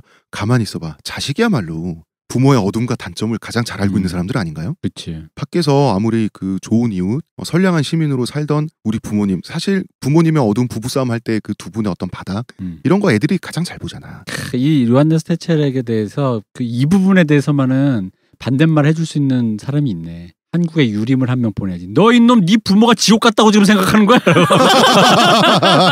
이 불경한 놈? 이런 막대먹이 불효막심한 놈. 호적에서 밥을 넣은 저거. 그러니까 요한네스 테첼이 죄책감 맡기는 여러분의 부모 두 분이 아니면 두 분 중에 한 분 아니면 그 할아버지 할머니라도 최소한 한 명 이상은 지옥불에 타고 있다는 거지. 천국에 다 갔다고 확신하시나요? 여러분은 그 사실을 알고 있으면서도 지금 잘 먹고 잘 살고 있는데 면죄부 헌금함에 동전이 딸그락하는 소리가 들리는 순간 한 분씩 나온다고 천국으로 이런 식으로 죄책감 마케팅을 한 거예요. 대단하다 진짜. 조상의 대리 면제해 주는 거지. 부모와 조상의 벌을. 그러니까 아니, 정말 악마의 혈을 가진 사람 아닌가요? 없는 시장을 창출해서 창조 경제. 원래 자본주의가 이래 무섭습니다. 그러게요. 자, 그리고 또 어떤 생각을 하냐면 아직 짓지 않은 미래의 죄도 있을 수 있잖아요. 미래에 나 죄 질 수 있잖아. 그러면 미래에 벌 받아야 될 거 아니야. 이것을 잠재적 벌이라고 해서 잠벌이라고 하는데요. 미래의 죄도 미리 변제 가능해요. 미래의 죄. 나 생각해볼까? 나 맨날 음란한 생각 할 것 같거든. 그럼 미리. 그지. 그래서 이 당시에 부자 된 사람이 있었어요. 누구? 미래에 제가 강도죄를 저지를 것에 대비해서 강도죄를 사해주는 거는 얼마입니까? 그래서 그 금액을 면죄부 헌금함에 넣고 바로 그 면죄부 헌금함을 강탈하는 거예요. 역시 이렇게 해서 부자가 된 인간들도 있습니다. 그리고 원한이 있는 사람들한테 인기. 왜냐하면 내가 그 보복 린치를 가해야 되는데 그렇잖아요. 당연하다고 봐요. 그러면은 이제 그 잠벌 면죄부를 3인분 어치를 사면 3명한테 보복대로 갈 수 있는 거죠. 이게 혹시 그 개념 아닌가요? 저 이명박 대통령이 미리 봉헌을 하고 땡긴 다음에 대통령 돼서 나라를 통째로 그런가요? 약간 미리 돈 내고 헌금만 다시 강탈한 다음에 서울을 주고 4대강으로 그런 느낌인데 그런 느낌인데 살짝 내가 이 사람 너무 미워하나? 기성용이어서 또 이번에 이명박을 어떻게 안 미워해요? 귀족 부부가 각자 면죄부를 구매하는 거예요. 불륜 상품으로.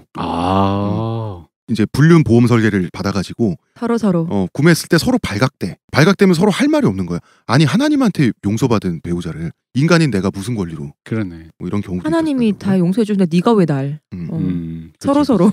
그러니까 그러다 보니까 사재기 현상이 벌어져요. 세상에 이렇게 좋은 게 없거든. 돈만 있으면 유럽 전역에서 구매자들이 몰려든다. 핫한 상품이었네요. 이 와중에 요한네스 테첼은 깨알같이 개인 착복도 당연히 저지른 인간이죠. 자꾸 누가 떠오르니까 아니 힘드네. 당연히 지금 이거 물량 딸리는데 내가 이거 해갖고 몇 프로? 당연히 하겠죠. 이것이 독일 일대였고요. 그리고 루터는 독일 사람이죠.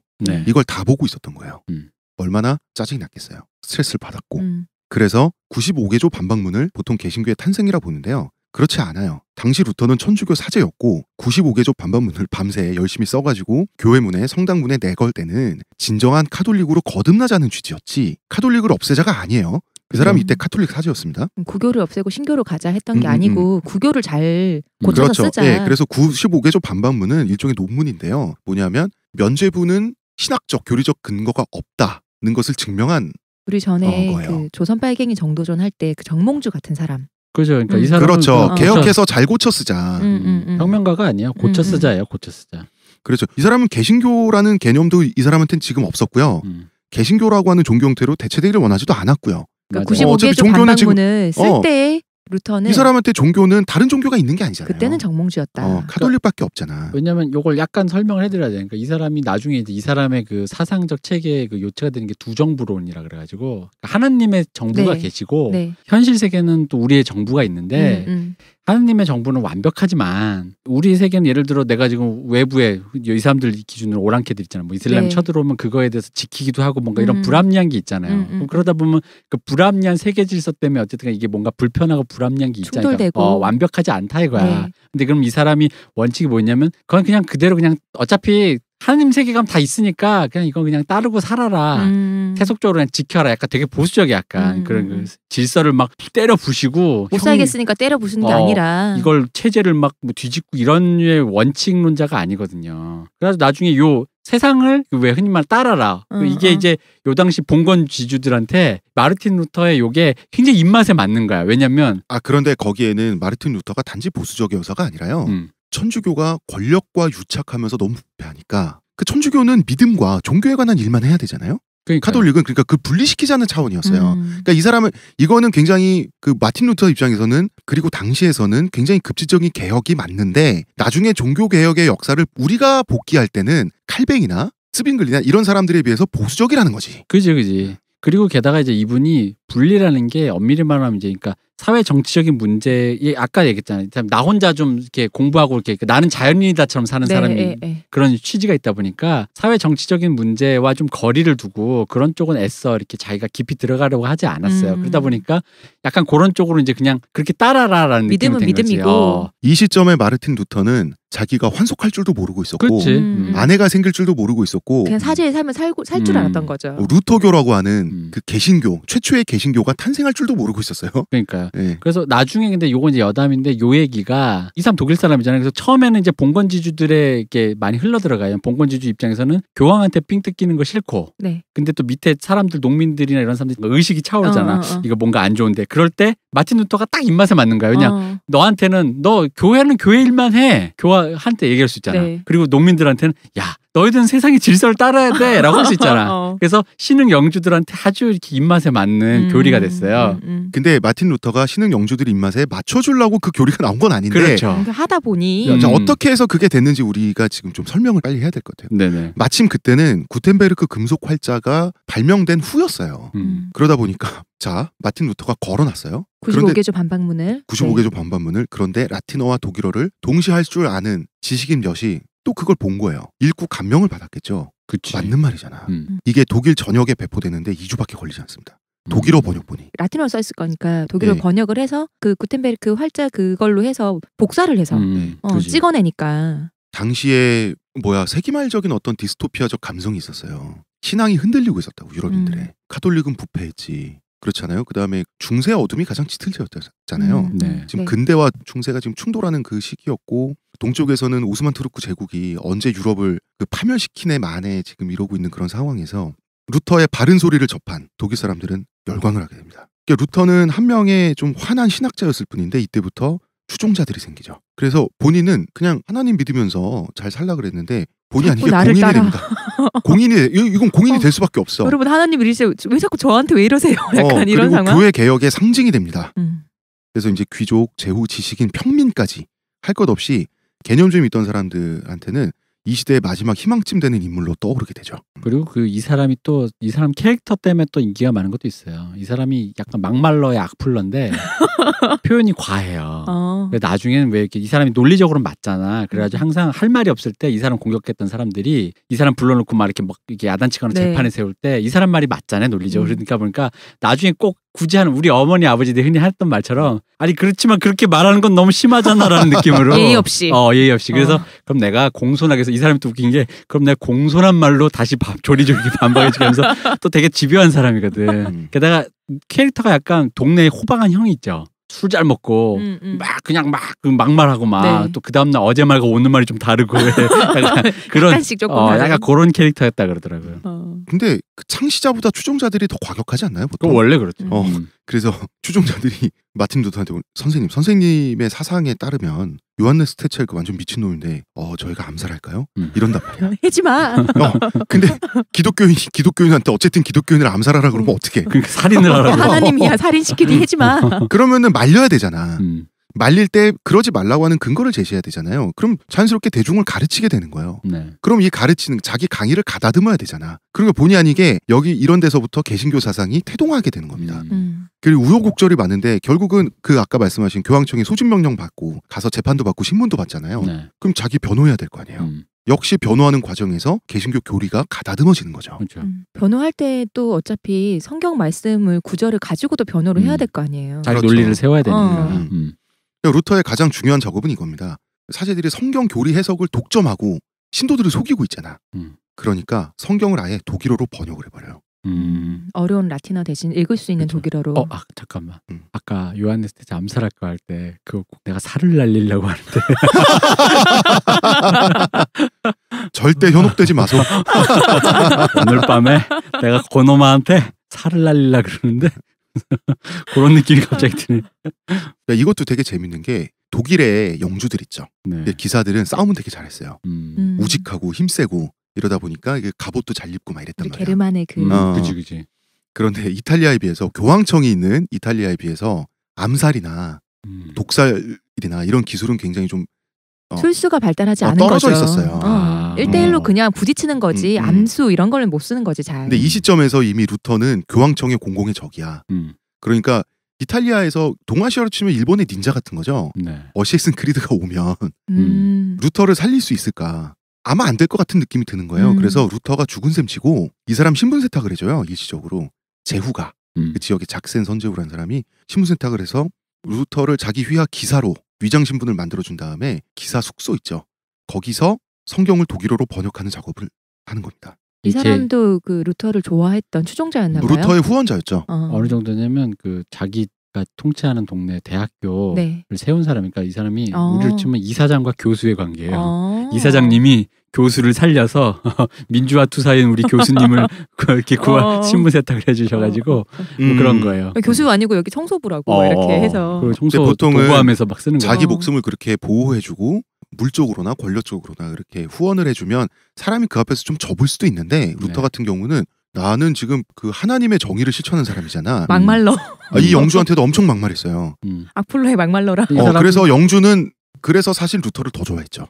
더 존경했지. 이 사람은 자기 셀프 디스도 많이 했어요. 나는 방구만 끼는 뭐 뚱돼지라는 뭐 그래서 자기 셀프 디스, 자기 옆에 있는 사람 뭐 별의별 사람 다 디스했기 때문에 이런 말은 좀 오글거리면 진정성을 아는 사람이라면 이 사람에 대한 캐릭터를 이미 알고 있기 때문에 사랑할 수밖에 없는 좋아할 수 있었을 거라 생각을 해요. 네. 이것이 굉장히 중요한 사건이죠. 유럽 국가들에서 국어 문법이 정립되고 발전한 것은 루터가 시작한 라틴어 성서를 모국어로 번역하는 작업에서 대체로 출발했다고 봐도 무방하죠. 그렇죠. 여기서 영국만 좀 달라. 영국은 셰익스피어야. 영국은 셰익스피어라고 그렇죠. 영국은 확실히 좀 튀어.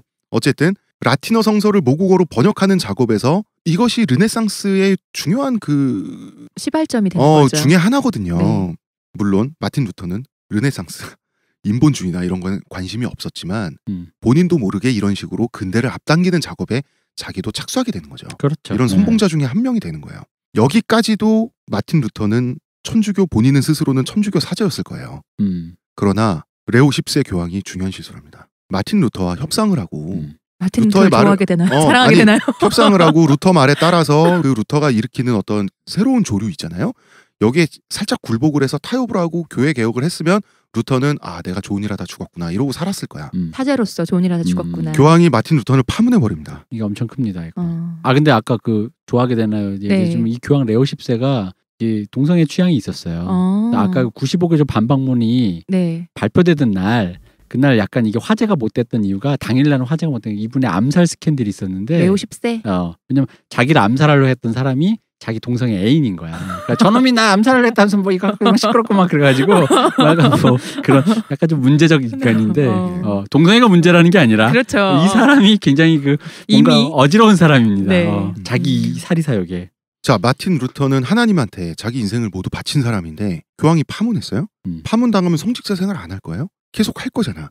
그러면 새로운 교파를 만들 수밖에 없는 거죠. 그러니까 교황의 루터 파문은 종교 개혁의 그 초창기 역사를 거의 완성시켜주는 사건이에요. 그렇죠. 엄청난 패착이죠. 근데 파문이라는 게 어느 정도의 그러니까 그 파급력을 가지는 거예요? 사람을 구계자로 만드는 거예요. 그러니까 예를 들어 저 사람을 국외자. 왜냐면 예를 들어 내가 저 사람을 때리면 제가 미국 사람 혹은 누구 집안 아들이라는 거가 뒤에 배경이 있기 때문에 안 때리는 거잖아요.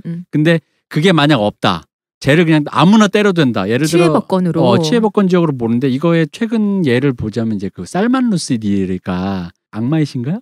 예. 악마의 시를 썼을 때 호메이니가 이거 신성모독이라 그래서 이 사람은 어디서도 이 사람과 관계된 사람도 다 죽여라라고 해서 실제로 그 책을 번역했던 수많은 외국 일본 번역가 누구 번역가 각 나라 번역가 다 살해당하고 살만 루시디는 아직 살아있긴 한데 그러니까 잡히면 그게 언제 일이에요? 그게 80대 후반 90대 초인가 얘기잖아요. 그게 이제 그 이란의 역사를 잠깐 얘기하면 이란이 멀쩡한 나라였는데 아주 괜찮은 나라였습니다. 그렇죠. 예전에는 이란 60년대 사진 보면 여성들이 굉장히 신여성들이잖아요. 아주 발전된 문명국이었어요. 그런데 그 이슬람 혁명이 일어나면서 그렇죠. 그게 이제 이슬람 국가가 돼버린 거예요. 옛날 시기에. 그러면서 근본주의 이슬람 교리에 따라서 국가가 통치되다 보니까 지금 굉장히 돼버렸죠. 네. 그래서 그 과정이 있었던 사건이에요. 80년대 후반인가 90년대 있었던 일인데 그 책을 쓰신 분한테 그래서 그 사람 이런 일인 거예요. 파문인 거예요. 그래서 걸리면 그럼 전 세계 이슬람이 살 거 아니에요. 근데 눈에 띄면 죽는 거야. 이슬람 교도로서 파문 당하니까. 그러니까 이슬람 파문은 아니고 엄밀히 말하면 이슬람 교도의 표적이 된 거죠. 그럼 이제 이슬람 교도 전 세계 어디도 있을 거 아니야. 눈에 띄면 이 사람이 뭐 카레 먹으러 죽여도 갔다가 괜찮다. 너 살만 너 일로 와 하면서 이렇게 된 거예요. 이렇게 되는 일이 근데 있었는데 그 사람뿐 아니라 그 사람 책을 번역한 사람들까지. 그러니까 이 사람 이 책과 관계된 사람들은 다 그렇게 된 거예요. 그런데 살만 루시드는 다른 문명권에 비행기 타고 갈 수가 있잖아. 갈 수가 있잖아. 근데 당시 서유럽 사람들에게 서유럽이라고 하는 것은 그건 세계가 전 세계 전부란 말이에요. 그러니까 이 세계 바깥의 사람을 만들어 버리면 얘는 진짜 지나가다가 특히 지금처럼 무슨 아무나 죽여도 돼. 아무나 때려도 되는 거야 진짜. 너 옛날 사제였다며 그거 뭔 상관이냐. 파문 당했는데. 때려도 되는 거야. 아무도 보호 안 해줘. 그러니까 파문 당한 일을 내가 린치하는 것은 하나님한테 전혀 뭐 죄가 된 일이 아니니까. 그런데 루터는 지지자들이 있어. 자기 후원해주는 영주 있어. 그 다음에 추종자들이 있어. 이 상태에서는 그 사람들이 루터를 보호하기 위해서 결집한 새로운 종교 형태가 태어날 수밖에 없는 거죠. 그래서 자 여러분 방금 우리 이야기 속에서 방금 개신교가 탄생했습니다. 무리가 탄생한 거예요. 드디어 개신교라고 하는 조직이 탄생을 한 거죠. 작게 우리나라 유림으로 집단이? 생각해 보면 옛날에 유림에서 그 되게 무서웠던 일은 호적에서 파는 거잖아요. 그죠. 근데 호적에서 팠는데 나는 뭔가 계속 해야 돼. 그러니까 아예 그냥 내가 시조가 돼서 만들어 버리는. 내가 가문을 만드는. 그런 거지. 그렇게 돼버리고 말았습니다. 그러면 루터의 개신교 사상의 토대는 무엇인지 조금 우리가 알아봐야 될 것 같아요. 자, 루터가 보기에는 카톨릭의 피라미드식 관료제에서 부패가 시작됐죠. 피라미드식이란 건 뭡니까? 하나님이 있으면 하나님 우편에 예수님이 앉아 계시고 그 다음에 천국 가는 문에 문지기는 베드로죠. 네. 자, 맞나? 진짜 베드로가 있죠. 네. 그러면 베드로의 대리자, 베드로의 후배가 교황이죠. 후배. 그렇구나. 1대 교황을 원래 베드로로 칩니다. 네. 그러면은 교황이 천국에 어쨌든 인간 중에서는 가장 가까운 그 피라미드의 정점에 있어요. 밑에 추기경 있죠. 추기경 밑에 대주교 있죠. 그 밑에 주교 있죠. 그다음에 신부님들 쭉 있고 사제 있고 부사제 있고 그 밑에 서울시장. 평민들이 있는 겁니다. 신도들이. 서울시장 밑에 있군요. 평민들은. 자, 이런 수직적 조직 해체가 마틴 루터에겐 관건이죠. 그 내부의 권력 투쟁도 없애야 되고 이것이 권력화되고 조직화되고 하는 것을 다 해체하고 싶은 거예요. 그래서 이 사람이 성경을 번역했잖아요. 네. 뭐냐면 성경을 통해서 다이렉트로 모든 신도들이 주의 가르침에 접근하면 되는 거죠. 이게 한글 창제랑 정말 비슷해. 그러게요. 진짜 사람들에게 이걸 그렇죠. 자, 마틴 루터가 성경을 번역했어요. 이 독일어 성경이 순식간에 독일 전체에 그냥 들불처럼 번져버립니다. 사람들이 읽을 사람은 다 읽어. 깨닫게 되죠. 지금까지 신부님들이 했던 말 뭐 다 뻥이야. 그 외 보카추에 보면 그런 내용 나오잖아요. 신부님이 여신도에게 나랑 자야 된다 이렇게. 이것이 하느님의 그거다인데 그거 아니었던 거잖아요. 그런 거 없어. 그치. 가늠하면 돌로 쳐주기래. 오히려 뭐야. 그러나 당시 사람들의 지적 수준에 한계가 있죠. 그렇기 때문에 함께 모여서 성경 공부하는 커뮤니티는 필요하죠. 이것이 개신교회입니다. 그래서 사실은 똑같이 처치예요. 똑같이 교회인데 우리나라에서는 습관적으로 천주교 교회는 성당이라고 그러고 개신교회는 그냥 교회라고 하죠. 이것이 교회입니다. 그러면 목사란 성경 지식을 일반 신도들에게 가장 잘 가르칠 수 있는 사람이 목사죠. 가장 알미 있는 사람. 그래서 지금 같은 우리가 알고 있는 권위적인 존재가 목사가 아니에요. 목사님은 자원봉사자, 담임 선생님, 가이드 정도 되겠죠. 도우미예요. 도우미. 성경 도우미를 목사님이라고 합니다. 가이드라 그러니까 또 어디 상품판에 데려갈 것 같고. 그런 거 하지 말라고 이 커뮤니티가 만들어지는 거죠. 그렇죠? 루터의 입장에서는. 네. 참 안 좋은 이미지가 많이 붙었어. 그러니까 하나님의 가닿기 위해서는 부제 거쳐야 돼, 신부님 거쳐야 돼, 그 위에 주교, 대주교 거쳐 가야 하나님한테 가는 거잖아요. 그런데 원래 기독교도 그렇고 유대교도 그렇고 이슬람교도 그렇고 다 한 하나님이잖아요. 이거 로고스의 종교, 말씀의 종교라 그러잖아요. 아니 하나님이 내려주신 건 애초에 10계명부터 해서 말씀이라고. 성경이 있는데 번역만 하면 말씀에 다이렉트로 가는 게 교리에 맞죠. 더 이렇게 된 겁니다. 그러면은 그 교황의 권위라는 거는 단지 정통적인 서유럽 사회에서 어마어마하죠. 그 아우라라고 하는 것은 그것을 깨 부수기 위해서 했던 말이 굉장히 멋있습니다. 우리는 권위에 대한 믿음을 믿음의 권위로 대체한다. 훌륭합니다. 훌륭하죠. 교황 위에 진리가 있다. 멋있습니다. 그리고 이제 이제 개신교 교리는 이런 겁니다. 성자, 각종 수호성인이죠. 이 숭배를 금지하죠. 금지라기보다는 이제 뭐라고 하나. 터부시하는 거죠. 위험성이 있습니다. 왜냐하면 우상 숭배로 빠질 위험이 있잖아요. 그리고 각종 수호성인 이런 거잖아요. 임신하면 아이 돌봐주는 삼신엘마 같은 수호성인이 있고요. 그 다음에 내가 집을 지어. 그러면은 그 집이 공사가 잘 되도록 한 수호성인이 있고요. 집 다지고 나면 가정의 평안을 지켜주는 수호성인이 있고요. 거의 야스쿠니 신사야. 이신 저신 다 있어. 이 자체로 기복신앙의 위험이 있죠. 사실 기복신앙이기도 했고요. 그리스 로마 신화처럼. 게다가 네. 카톨릭 교단 입장에서는 이게 수지 맞는 장사였어요. 신도가 평생 동안 결혼도 해야죠. 자식도 낳아야지. 사업도 벌일 수 있죠. 뭐 하죠 할 때마다 그거를 돌봐주는 수호성인이 있다는 얘기는 한 번 돌봄을 부탁할 때마다 헌금을 해야 된다는 얘기죠. 탄생석이나 별자리처럼 탄생 성인도 있었잖아요. 그런 식으로 네. 이게 비즈니스 모델이 세분화된 거를 마틴 루터는 싫죠. 당연히. 오직 주님. 이게 끝이에요. 이게 개신교의 키워드입니다. 이게 맞고요. 잠깐만 그러면 저 여기서 궁금해요. 그럼 카톨릭에서는 왜 마리아님에게도 기도를 하는 거예요? 그게 여전히 남아있는 거예요. 그런 일종의 지분이 남아있는 건데 마리아는 이제 그런 많은 건 성인이 천해지었지만 하지만 마리아님은 남은 거군요. 그분은 어머니니까. 그런데 마틴 루터는 네. 마리아는 훌륭하신 여인이고 위인이지만 마리아 숭배, 마리아 성상 같은 거. 네. 왜 우리 천주교 성당 가면 항상 그 마리아상이 있잖아요. 네. 그거는 마틴 루터는 반대. 왜냐하면 마리아를 우상화하는 거야말로 이 여성에 대한 모욕이 아니냐라는 논리죠. 그렇죠? 그렇지. 그것도 우상 숭배의 혐의가 있는 거잖아요. 맞아요. 그러니까 사람들이 마리아 자체를 존경하고 따르는 게 아니라 마리아 상에 가서 기도를 하는 건 문제가 있다는 거죠. 그러니까 성상 자체를 다 부수자는 아니었어요. 그지. 이 사람은 약간 이 사람은 정도까지 과격하진 않았던 거죠. 그렇게 과격하게 가면 오히려 안 된다. 그래. 오히려 잘 안 되니까 몇 세대에 걸쳐서라도 천천히 가자였어요. 그래서 실제 은은하게 지금, 흡수해야지. 지금 독일의 기독교의 대세는 루터교죠. 70%가 음. 루터교라고 하는데 가서 보면은 굉장히 카톨릭스러워요. 형식이나 그다음에 뭐 입고 있는 복식이나 이런 거. 이 사람은 고처스자에서 나왔기 때문에 카톨릭과 어떤 형태적인 부분에서는 완전히 분리되진 않은 거예요. 그러나 당시에 카톨릭밖에 없던 서유럽에서는 엄청난 혁명이었죠. 그러다 보니 자 루터 말이 맞아요. 루터 말이 맞으니까 이제 이 사람 말을 다 듣다가 보니까 부족한 사람들 나오죠. 과격파들. 그죠. 항상 그런 거지. 그러면은 성경책만 있으면 되잖아. 루터가 그랬잖아. 조직이 뭐가 필요가 있어. 목사가 뭐가 필요가 있어. 직통으로 은혜 받으면 안 돼? 그 명상해야지. 이 명상이 맞는 말인지 아닌 말인지 가르쳐주는 사람 옆에 없잖아요. 누가 알아? 내가 알지. 그렇지. 내가 하나님의 어떤 은총을 내가 성령의 어떤 그 은혜를 내가 느꼈다는데 이 사람들이 제사례파가 됩니다. 미끼를 제대로 물어버렸어요. 제사례파는 뭐냐면 세례를 다시 받는다 그래서 제사례파예요. 제사례파 혹은 재침례회 이렇게 부르는데요. 침례나 세례나 같은 말입니다. 물속에 퐁당 빠지는 걸 뜻해요.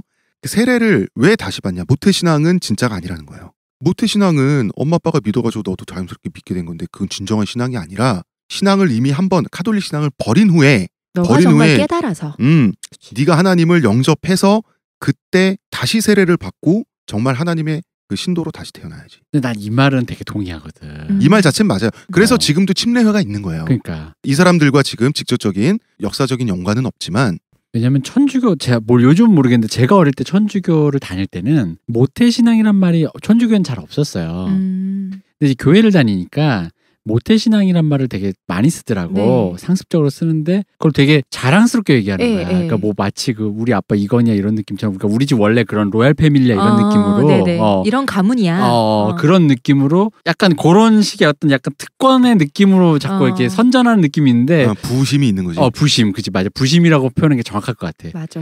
근데 그 이해가 안 됐거든. 그 내가 결정할 수 없는 건데 이건 마치 나 남자야. 남자로 태어나서 내가 결정할 수 없는 거 있잖아. 나 남자야, 뭐 나 김씨야, 나 한국인이야 이런 거에 미치도록 부심 부리는 사람들 있잖아요. 네. 나 대한민국 사람이야 막 이런 막 그런 거 있잖아. 그런 류의 강렬한 부심 가진 그런 류의 어떤 자기 정체성에 대한 얘기를 그게 좀 이렇게 일치시켜 버리는 사람들의 얘기로 제가 봐가지고 불편했거든요. 근데 이런 얘기를 내가 듣고 되게 맞아요. 그래서 당시의 제사례파는 자기들이 아닌 다른 사람들은 다 가짜 믿음인 거예요. 어설픈 믿음이고 자기네들이 진짜야. 그래서 이 제사례파 말이죠. 어디서 이거 힙합 시간에 들은 얘기 같은데. 그 급진적인 폭력파와 비교적 온건한 비폭력파로 나눠요. 폭력파는 뭔지 아세요? 폭력파는 이제 그거지. 우리 힙합 랩만 하는 거고, 온건한 애들은 아이돌에도 피처링도 해주고. 그러니까 폭력파는 가톨릭 그리고 심지어는 루터교, 루터 그 신자까지 죽여도 된다가 폭력파예요. 우리만 진짜니까 가짜는 죽인다. 근데 거기서 어떻게 죽여도 된다까지. 그러니까요. 거기까지 가냐? 그러니까 뭐 상종 안 하겠다 이런 것도 아니고. 그러니까 그 기독교 사상이 원래 가지고 있는 평화주의는 또 벗어나 버린 거야. 아예 여기까지 가버리면. 하나님이 살인하라고 가르치기. 근데 실수했죠. 자, 제세례파는 일단 루터가 반대했습니다. 왜냐하면 아니 뭐 논리적으로 맞을 수 있는데 그러다가 이슬람 선택하면 어떡해. 다시 자유롭게 종교를 생각하면 뭐 그건 또 아니지 않니? 하면서 이제 루터랑 갈라졌는데요. 그러니까 이게 재침 래파가 강남의 모태 래퍼. 그러니까 루터교 신자, 루터교 혹은 자체 루터교 집단을 보통 루터란이라고 부릅니다. 루터란이라고 하는 것은 당시 독일어 어법을 하면 요즘으로 치면 루터 빠돌이 빠순이들이라고 하는 카톨릭 측에 원래 비하하는 의미의 말이었어요. 뭐 이 얘기를, 지금 뭐 예수쟁이 이러듯이 루터쟁이 이런 뜻인데 그 얘기를 하도 듣다 보니까 루터 추종자들은 그래? 나 루터빠 맞아. 그래 우리 루터란 하자. 그래서 지금도 루터란이라 그래요. 그런데 루터란에 비해서 이 제세례파들은 아주 말이 안 통하는 사람들이라고. 실수했죠. 너무 왜냐? 강경하니까. 자기네들이 헤게모니를 쥐었을 때 폭력파냐 비폭력파냐 나뉘어야지. 맞아. 아직 소수일 때 폭력파가 나뉘니까 어떻게 됐냐 하면 카톨릭 그 다음에 루터파들은 서로 싸우잖아요. 싸우는 와중에서도 제세례파 내부의 폭력파 있죠. 얘네들을 잡아 죽이는 데에서는 합심했다고. 그래서 제세례파 급진파 폭력파는 지금 남아있지 않아요. 그때 다 비폭력파만 그 학살을 피해서 지금도 약간 남아있습니다. 미국의 아미시 공동체라든지 이렇게 전 세계적으로 이렇게 띄엄띄엄 남아있는데요. 제세례파를 죽일 때 어떻게 죽였냐면 너네는 다시 한번 그 제세례 받았다며 한 번 더 받아. 그래서 발에 돌을 묶어놓고 빠뜨려 죽인 거예요. 물에. 조롱의 의미로. 역시 여기도 봐. 이게 바로 파괴의 그거를 상대의 그거를 영린을 건드리면서 상대에게 데미지를 날리는 거. 요게 바로 파괴의 맥락이지. 이러면서 이제 종교 전쟁으로까지 비화되는 그 투쟁 속에 그 개신교와 구교, 신교 투쟁 속에 이런 폭력들이 이런 식으로 이제 생겨나기도 시작합니다. 루터 생전부터. 저는 물에 빠뜨려 죽였다니까. 옛날에 마녀 사냥했을 때 마녀를 판별해서 죽이는 방법 중에 그 물에 빠뜨려 죽이는 거 있었잖아요. 그러니까 물에 빠뜨렸는데 물에 떠오르면 마녀고요. 가라앉아서 죽으면 마녀가 아니에요. 그런 거 거잖아.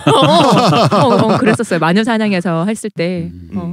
그 화용식도 그거잖아요. 마녀가 아니면 불에 안 탈 것이다. 마녀 뭐 그런 거. 어떻게 해도 죽을 수밖에 없어. 일단 태워보고 일단 빠뜨려보고. 네. 근데 탔네. 거봐 우리가 잘못한 거 아니잖아. 마녀 맞잖아. 이게 되는 거예요. 그래서 제세례파 같은 경우는 그 찬송가를 불러주면서 조롱의 의미로 진짜 끔찍하다. 빠뜨려 죽이고 막 이랬단 말이에요. 그래서 이제 급진파는 남아있지가 않고요. 진짜 끔찍하다. 사람들이 죽는 거 보면서 찬송가를 부르다니. 그런 겁니다 원래. 근데 이제 그 루터 같은 경우는 미치겠지. 요한네스 테치를 죽일 거 아니 그건 아니야. 제세례파 폭력파 쟤네는 죽여도 된다는 애들인데 그럼 우리가 쟤네를 죽여도 되잖아요. 아니야 그래서도 안 돼. 루터는 그것까지는 아닌데. 아니라니까 얘들아. 그러나 이런 설득의 과정을 통해서 개신교 교리가 확립되는 건 사실입니다. 그렇죠. 논리를 개발해야 되니까. 과정은 필요한 거군요. 예, 이렇게 해서 독일의 개신교가 등장을 했고 루터는 개신교의 창시자가 되었고요. 이제는 자 루터는 정몽주라 그랬죠. 정도전은 장깔뱅입니다. 근데 이 장깔뱅은 잠깐 얘기하면 정도전에 비유할 수도 있지만 오히려 리콴유에 가까워. 리콴유. 싱가포르의 이광요 있잖아요. 에이. 왜냐 이 사람이 스위스에서 자기가 거의 진짜 그 완전 자기의 교리에 의거한 정치를 펼칠 때 정말 싱가포르처럼 했거든. 뭐 하면 세세하게 다 나눠가지고 뭐 주스면 그거 훔쳐가면 그 벌 주고 그 뭐 하면 사형이고 뭐 하면 사형이고 진짜 싱가포르처럼 했거든. 컴퓨터들 벌금이고 이런 거. 진짜로. 그러니까 맞아요. 그 정도전도 맞는데 그런 혁명가의 의미도 맞고 치세적으로 보면은 리콴유에 가깝다. 그런가요? 네. 그런지 아닌지는 우리가 내일 말씀드리도록 하고 네. 루터의 환송 얘기 우리 안 했다. 네. 루터 같은 경우는 여쭤보고 싶었어요. 루터 같은 경우는 이제 천주교하고 척을 지게 원래 자기가 속해 있던 카톨릭과 척을 지게 되는 과정에서 성경의 구절 하나하나를 굉장히 음미하게 됩니다. 문제의식을 가지고. 그럼요. 그런데 성서 어디에도 결혼하지 말라는 말이 없어요. 사제들은 결혼하지 말라 이런 얘기가 그런 게 없어요. 없는데 왜 해? 그래서 결혼한 거예요. 그래서 없는데 왜 했지? 그래서 결혼한 거예요. 그래서 이 사람이 타락했다. 이 사람도 욕망에 굴복했다. 그렇게 깨끗한 성직자는 아니었다. 이 차원이 아니라요. 루터 같은 경우는 하느님 말씀 지키려는 사람이니까 하느님은 그런 말 한 적 없으니까. 그런 것도 있었어요. 자기가 천주교 사제들 중에서도 여럿을 자기 추종자로 만들어 버렸고 본의 아니게. 그다음에 그러다 보면은 그 수녀들 왜 그 옛날에 수녀라고 하는 거 어린 나이에 거의 팔려가는 거거든요. 가서 거기 수도 원장 이런 남자들한테 괜히 성적 학대나 받고 거기 붙잡혀가지고 말이 안 되잖아요. 수녀 원장만 있는 거 아니에요? 아니에요. 그런 것도 있고 그 여자들끼리만 있을 때도 어떤 성적 폭력이나 그런 것도 있었고 거기에 남성 성직자나 이런 외부 세력 혹은 외부 귀족들이 개입해가지고 또 그런 성적 어떤 학대나 있을 때도 있었고. 예를 들어서 한 대주교 정도 되는 인물이 수녀원을 방문한다 그러면 거의 할렘이었어요. 옛날에는 하렘이었어요. 하렘. 그러니까 그게 어디서 이제 일부 페미니즘에서는 여성들만의 어떤 독립적인 뭘로 이렇게 오해를 하는 경우가 있는데 그런 곳이 중세 시대에 쓸 리가 없잖아요. 있을 수도 있었겠지. 그렇죠. 어딘가에는 그래서 자조적인 독립적인 여성들이 세운 여성. 정확히 말하면 그 안에서 어쨌든 수녀원이라고 하는 것은 여성들이 교육을 받을 수 있는 유일한 기관이다 보니까 그렇죠. 그 안에서 각성한 여성이 배출됐던 거지. 만들어진 목적이나 운영 목적 자체가 혁명적인 건 전혀 없었어요. 그 반대지. 그래서 실제로 말씀하실 마르틴 루터의 부인이 되실 이분도 바로 말씀하신 그분 거기서 교육받고 거기 진짜 진취적인 신여성이에요. 이분이. 그래서 마틴 루터의 사상을 접하고 나니까 마틴 루터가 그러는 거예요. 수녀는 이 폭압적인 체제에 있지 말고 수녀들은 어서 나의 이 설명을 듣는 즉시 수녀원을 탈출해버려라. 수녀뿐 아니라 수도사들에게도 그렇게 했겠죠. 그랬죠. 그리고 마틴 루터 입장에서는 그렇게 자기 때문에 그 조직에서 벗어나게 된 수녀와 수도사들을 결혼시켜야지 책임을. 그러니까 그 결혼을 권장하게 되는 과정에서 본인도 결혼한 건데 마틴 루터의 부인은 카테리나죠. 네. 카테리나라는 여성은 수녀 생활을 하다가 마틴 루터의 가르침에 감화된 나머지 생선술에 몸을 숨긴 채 탈출에 성공합니다. 그러고 나서 주변을 쓱 보니까 괜찮은 귀족 청년이 자제가 있는 거예요. 먼저 총혼을 했는데 카테리나가 사실 미인은 아니었습니다. 그래서 총혼을 거절당해요. 카테리나는 화가 났죠. 기분 나쁠 거 아니야. 거절당했으면. 근데 화가 나서 루터를 내가 청혼한다고 다 받아줘야 되는 건 아니잖아요. 그렇지. 근데 화가 나서 루터를 찾아가서 화가 나는 것도 사실이잖아요. 그렇죠. 홧김에 루터를 찾아가서 청혼을 하면서 루터가 빠져나가지 못할 제안을 하는 거죠. 거부할 수 없는 당신 제안을 때문에 당신 때문에 먹고 살기도 지금 힘든 틀려먹은 수녀원을 나왔는데 지금 청혼에도 실패한 수녀가 있는데 당신이 다 벌려놓은 일인데 나 하나는 구제를 해줘야 당신도 선수수범을 하는 거 아니냐라는 논리로 밀어붙여가지고 루터가 어버버되다가 그냥 결혼을 당하거든요. 루터가. 근데 이게 있어요. 루터한테 행운이었어요. 이 결혼은. 이때 이제 루터가 환속을 하고 결혼을 이제 원래 이제 사제가 왜 결혼을 안 했냐면 음란한 생각도 사음이라 그래서 그것도 하지 말라 그러고 여러 가지 체위도 결정해주고 막 그랬잖아요. 그러니까 그런 걸 하느니 사제가 또 사사로이 그런 걸 하는 것도 웃기잖아. 그러니까 그런 거 아예 버리고 금욕적인 생활을 하는 것이 하느님 앞에 그리고 사람들 앞에 모범이 된다 이런 느낌으로 이제 결혼을 안 하게 되고 이제 타인과의 접촉을 이제 금하게 되고 그래서 수도원에 들어가시는 분들은 그 안에서만 막 생활하고 뭐 침묵에 막 뭐 수행도 하고 하시잖아요. 근데 이제 루터가 이제 뭘 고민했냐면 이런 거예요. 결혼하란 말이 없는데 결혼을 안 하려면 근거가 뭐가 있느냐. 이 근거가 이거야. 처음에 하나 고자. 고자는 결혼을 안 해도 어쩔 수 없지. 논리적으로 이게 내가 여성과 뭘 어떻게 할 수가 없으니까. 왜냐면 여기서 말하는 여성과 섹스의 문제가 아니라 자손을 낳을 수가 없잖아요. 옛날에는 그 생산성이 컸으니까. 그러니까 그래. 그럼 그거는 패스. 그건 가능해. 네 결혼 안 한다 그래도 이해해줄게. 그럼 두 번째 뭐냐? 아까 그 베드로나 바울 같이 신에게 전지받은 사람. 아예 딱 독점으로 딱 지킴 받은 사람. 그럼 이 사람은 좀 바빠. 낙점 받은 사람. 우리 흔히 말하는 경제 사면 해줄 때 이 사람이 아직 할 일이 많아 사면주자 그런 것처럼 할 일이 많아 이 사람. 신의 대리인으로 할 일이 많으니까. 그러니까 그러므로 이 사람이 안 해도 결혼 안 해도 면제. 근데 그 외에는 이제 성경에 생육하고 이렇게 뭐 번성하라란 말이 있단 말이에요. 그럼 너희들의 의무는 기본적으로 결혼해서 애를 낳고 이렇게 번성해서 잘 살아야 되네. 그럼 이제 빠져나갈 구멍이 없는 거야. 그러니까 생각해보니 나는 신에게 낙점도 못 받았고 고자도 아닌데. 나는 고자도 아니고 나는 뭐 베드로 같이 대단한 그런 사람도 아니야. 그러면 나 결혼해야 되지 당연히. 그렇다 나도 파문도 당했잖아. 그럼 이제 나는 결혼할 밖에 없는데 거기다 요렇게 이쪽으로 생각 기울었는데 마침 이 여자가 더 이상 빠져나가지 못할 마지막 한 방을 나한테 날리는 거지. 이 때문에 인생 망쳤잖아. 책임져. 개신교 목사님들이 카테리나라는 여성에 감사해야 됩니다. 여러분이 결혼을 하고 자식이 있는 이유는 카테리나가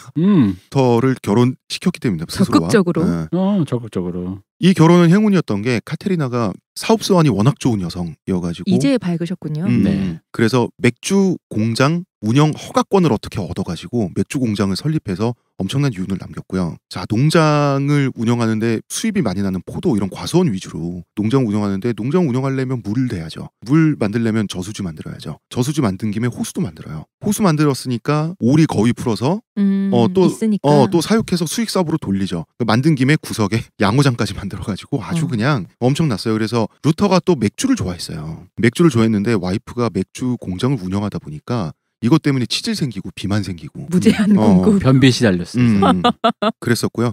마틴 루터가 그렇게 괄괄하고 누구에게도 할 말 안 할 말 다 하는 사람이었는데 아까 막말러라고 그러시잖아요. 아내에게 있어서는 뭐 말싸움도 좀 했다 그러는데 다 졌대요 루터가. 그래서 아내에게 있어서만큼은 공인된 공처가였죠. 자기 막 인증하고 그랬어요. 애처가. 공처가 인증하고 SNS에 올렸나요? 지금 그런 식으로 진짜로 식구 같은 거를 이렇게 막 뭐 이렇게 그렇게 남겨진 게 있군요. 좋아한다 뭐 어쩐다 이러면서. 덕분에 맥주를 마음껏 먹소. 맥주 먹으면 방귀뀌잖아요. 그래서 이 사람 자기 셀프 디스 잘 방구쟁이라고. 스스로한테 돼지라 그랬는데. 변은 나오지 않고 똥은 안 나고. 그래서 가축을 그렇게 잘 키워가지고 대량으로 키워서 또 가장 좋은 돼지고기가 당시 가장 비싼 육류였거든요. 가장 좋은 돼지고기는 또 마틴 루터 거잖아. 그렇죠. 근데 루터가 질 좋고 싱싱한 매일매일 도축되는 돼지고기를 매일 먹다 보니까 이 자기 후원자인 그 영주가 자기 숨겨주고 신분 세탁해주고 후원해주고 보호해줬던 살려준 그 사람 그 영주가 자기가 사냥해서 직접 다듬은 고기를 선물로 주거든요. 먹으라고. 이거는 중세 봉건 영주들한테는 최고의 호의예요. 자기가 사냥한 음식을 준다라고 하는 거는 거의 자기 아버지한테 하는 거거든요. 네, 루터가 몇 입 먹어보더니 노린내 난다고. 그냥 다시는 이런 거 다시 잡아오지 말고 같이 우리 집 돼지고기나 먹자고 이런 식으로. 그런 수고 안 하셔도 돼요. 저희 집에 지천이 널렸거든요. 그러니까 이 사람이 약간 그 생활 전반에 가서 아까 말했듯이 나는 자연인이다 류의 사람이라 일상생활과는 되게 괴리가 있는 사람이에요. 그래서 그런 일상생활에 그런 돈을 벌고 이런 이제를 하는 걸 아내가 다 했기 때문에 이 사람이 되게 부유하게 살았는데 이게 이제 그 좀 잘못 오해하면 이건 시대적 한계니까 요즘으로는 이렇게 생각해요. 목사님이 설교를 하시고 목사님 사모님이 땅 보러 다니고 복부인이고 땅 보러 실제로 한 일은 비슷해요. 그러니까 땅 보러 다니고 그래서 땅 해가지고 거기서 해가지고 막 하고 그런 어떤 모델인 거예요. 그러니까 이분은 집에서 공부하고 설교하고 아내가 어떤 재무나 이런 걸 담당하고 근데 당시 그 루터는 불안정하고 그 원래 카톨릭에서도 파문당했고요.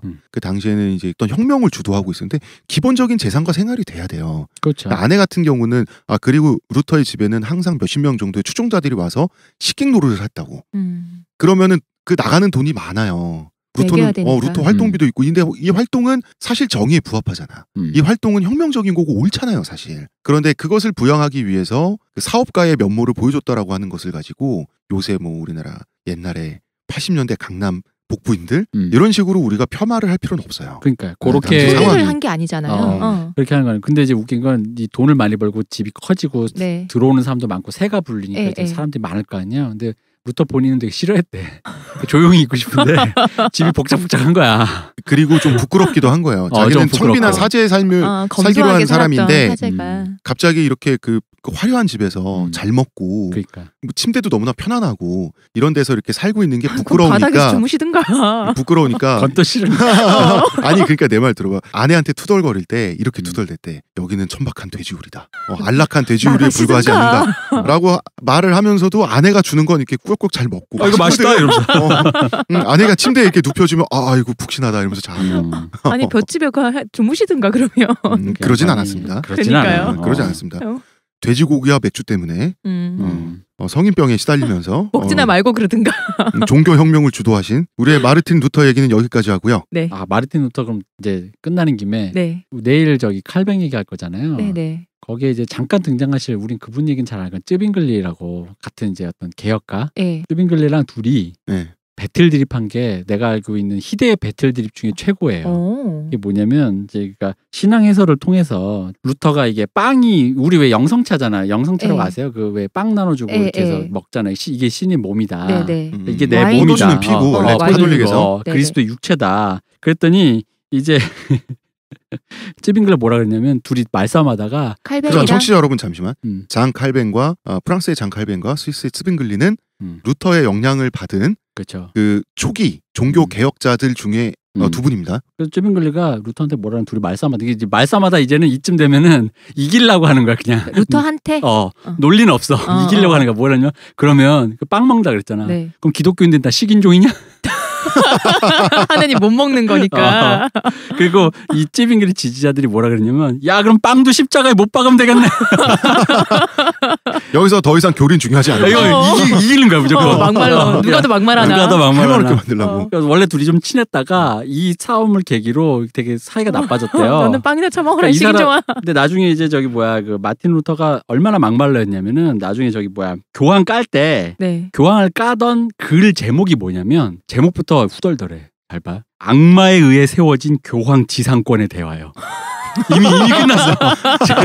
그러니까 이미 악마야. 아니 교황 네, 여기서 중요한 건 파문은 교황청에서 먼저 했다. 그러니까, 아니 우리가 예를 들어 이 정도 급의 지도자가 되면 예를 들어 우리가 아무리 북한을 욕해도 그쵸. 악마의 북조선 뭐 이러진 않잖아. 근데 그냥 이런 이 사람이 이런 캐릭터였다. 대충 이런 느낌 정도. 정말 막말러네요. 네, 엄청납니다 이 사람. 그리고 자기의 신도가 생기고 그 역사상 최초의 개신교도들이 생겼는데 루터는 성격도 급하고 괄괄하니까 말하면 말하는 대로 알아먹어야 될 텐데 그런데 두 번 세 번 물어보고 그럴 수 있잖아요. 사람이 모르니까. 어떻게 다 기억해요. 짜증이 나가지고 독일 국민들은 먹고 싸는 거밖에 모르는 다 돼지 새끼들이라고. 맞아.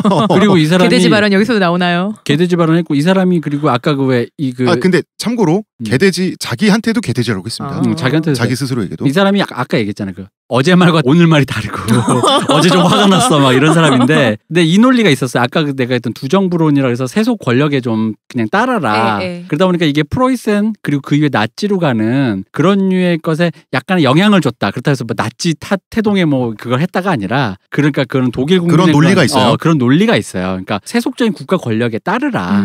그리고 이 사람이 또 그거 플러스 또 나치 얘기하면서 왜 마틴 루터가 자꾸 딸려 나오는 얘기가 뭐냐면 이 사람이 유대인을 진짜 극렬 디스했거든. 근데 극렬 디스한 계기가 있어요. 뭐냐면 그 당시 유대인은 어떤 뿌리가 없잖아요. 그러니까 이 사람들이 뭐 상공업을 할 수 있게 사람들이 그 어떤 이렇게 천민이었잖아요. 우리 쪽 안으로 들어올 수 있게 해주질 않으니까 이 사람들이 일을 못 하니까 그 유대인들이 할 수 있는 일이라는 게 금융 고리대금이었다는 거지. 그래서 처음에는 햇볕 정책을 했다고. 근데 유대인들도 굉장히 받아들였어. 자, 이 햇볕 정책은 루터의 햇볕 정책. 그렇죠. 유대인들에게 직업 차별을 하지 말자는 거였죠. 근데 이제 하다가 보니까 이제 유대인들도 그래서 긍정적으로 받아들였는데 그러다가 이게 잘 안 됐어. 그러니까 이 사람 성격이 불같아서 안 되니까. 이러니까 유대인 놈들은 유대인 놈들 이래서 그래서 안 돼 이거 저것들 이렇게. 루터는 모든 사람들한테 그랬는데 그 중에 유대인에게도 한 번 디스를 한 거예요. 그치. 그걸 가지고 유대인 차별주의자였다라고 말하면 말이 안 되는 거지. 그렇게 들어간 거예요. 그러니까 왜 이 사람이 막말러이자 약간 좀 성격이 불같다라는 이 사람의 어떤 성격적인 걸 설명하다 보니까. 그리고 루터는 세속 권력을 이게 무조건 복종하라고 한 바가 없고요. 세속 권력과 교회 권력은 다르다. 세속은 세속대로 놔둬서 알아서 하고 거기서 뭐 네가 참여를 하든 말든 나는 지금 교회에 대해서만 말을 하겠다라고 하는 거거든요. 그게 세속 권력에 대한 긍정이라기보다는 인정에 가깝거든요. 그렇죠. 그거를 어떤 그 권력에 대한 추종이라 그래서 파시즘으로 연결시키는 거는 매우 악의적인 해석일 수 있다. 그렇죠. 그러니까 있는 건 어쩔 수 없다. 약간 어쩔 수 없다론이에요. 그러니까 저기 있는데 그럼 뭐 무기 들고 어떻게 지켜야지 이런 느낌 있잖아. 정당 방위에 가까운 느낌인 거고. 그리고 또 아까 왜 홍 작가가 그리고 세속과 종교를 일단 분리시키는데 성공한 것만 해도 대단한 성과예요. 그렇죠. 이 시점에서는. 그리고 아까 홍 작가가 왜 이분 때문에 목사님들이 결혼할 수 있다 그랬잖아요. 그와 마찬가지로 이혼도 할 수 있게 된 겁니다. 이분 때문에. 그러니까 이혼하는 거에 대해서 이 사람이 고민을 하는 거야 사람들이. 근데 거기는 카테리나 이혼하지 않았잖아요. 그죠? 그러니까 막 간통했을 때 자, 구약에서 참고로 천주교는 이혼을 금기시하죠. 금기시합니다. 그래서 간통 경우 이제 구약에서 율법으로 돌로 때려 죽이라 그랬는데 사람들이 돌로 진짜 때려 죽일까 또 이럴 사람이 있을 거 아니야. 근데 이 사람 또 말을 해줘야 될 거 아니야. 이제 이 사람이 뭐라 했냐면 그 죽이자는 것까지는 아니고 그럼 논리가 뭐였냐면 간통한 사람은 이미 그 죄 때문에 이미 하느님의 법에 의해서는 죽은 사람이 다름없다. 그냥 헤어져라. 이미 그 사람이 이미 죽은 거야. 헤어져라. 이런 식의 논리를 이제 이미 해준 거야. 하느님의 사람이 아니다. 그리고 여기에 플러스 이 사람들이 그게 되게 심했나 봐 이 당시에. 여기 또 고자가 등장해. 남편이 고자면 이혼해도 돼라는 말. 이 당시에 뭔가 고자에 창궐했나 봐. 자꾸 그 고자들이 등장하는 거 보면은 요즘 잘 없잖아. 그러니까 여성의 성욕 있잖아요. 네. 여성의 성욕을 해소시켜주지 못하는 것을 그 남성의 책임으로 봤어요. 사고관이. 근데 그때는 이미 여성의 그런 성욕을 인정했다는 거잖아요. 있음을 외려. 이 당시에 여성들이 이렇게 남편한테 이렇게 하는 거 있잖아. 이렇게 잔소리하는 거. 이거를 적극적으로 보다 인정한 게 루터예요. 그러니까 부인이 그렇게 잔소리하고 해도 그냥 아이고 얘 이렇게 공적을 하는 게 그랬다는 거죠. 그래서 더 웃긴 게 고자가 이혼을 거부하면 남편은 더 이상 남편이 아닌 동거인으로 봐도 된다. 그러니까 이거 진짜 급진적이다. 그래서 아내는 비밀리에 다른 남자의 씨를 받아서 남편의 이름으로 키우는 것도 가능하다. 동거인이니까. 동거이니까. 뭔 상관이야. 이미 뭐 다른 사람의 남편인데. 근데 이 고자라고 하는 게 굉장히 함의가 있는데 성적 만족을 제대로 주지 못하면이라는 것까지 사실은 들어가 있어요. 고자가 창궐하던 시대. 아니 그렇게 치면은 전 세계에 지금 고자 너무 창궐? 루터가 이런 면에서 굉장히 급진적인데 그 후에 그 연달아서 그 발생했던 종교개혁의 역사를 우리 후세인 우리가 복기해 보면 이 중에선 보수적이란 말이야. 그렇죠. 근데 당시를 생각해 보면 그래서 루터는 사실 되게 보수적인 사람이에요라고 하는 거는 틀린 말이죠. 그러니까 시대 보정을 해보면 굉장히 급진적인 건 맞아요. 이 사람이 처음 돌을 던진 사람인데, 처음 깨부신 사람인데, 특히 처음 하는 사람이 제일 힘들잖아. 그놈의 이혼 때문에 성공회가 생겼는데 영국에서는. 자, 그런 얘기들을 이제 우리가 다음 시간에 하겠고요. 1부는 일단 여기까지 하겠습니다. 여기까지 하겠습니다. 예, 수고 많으셨습니다. 감사합니다.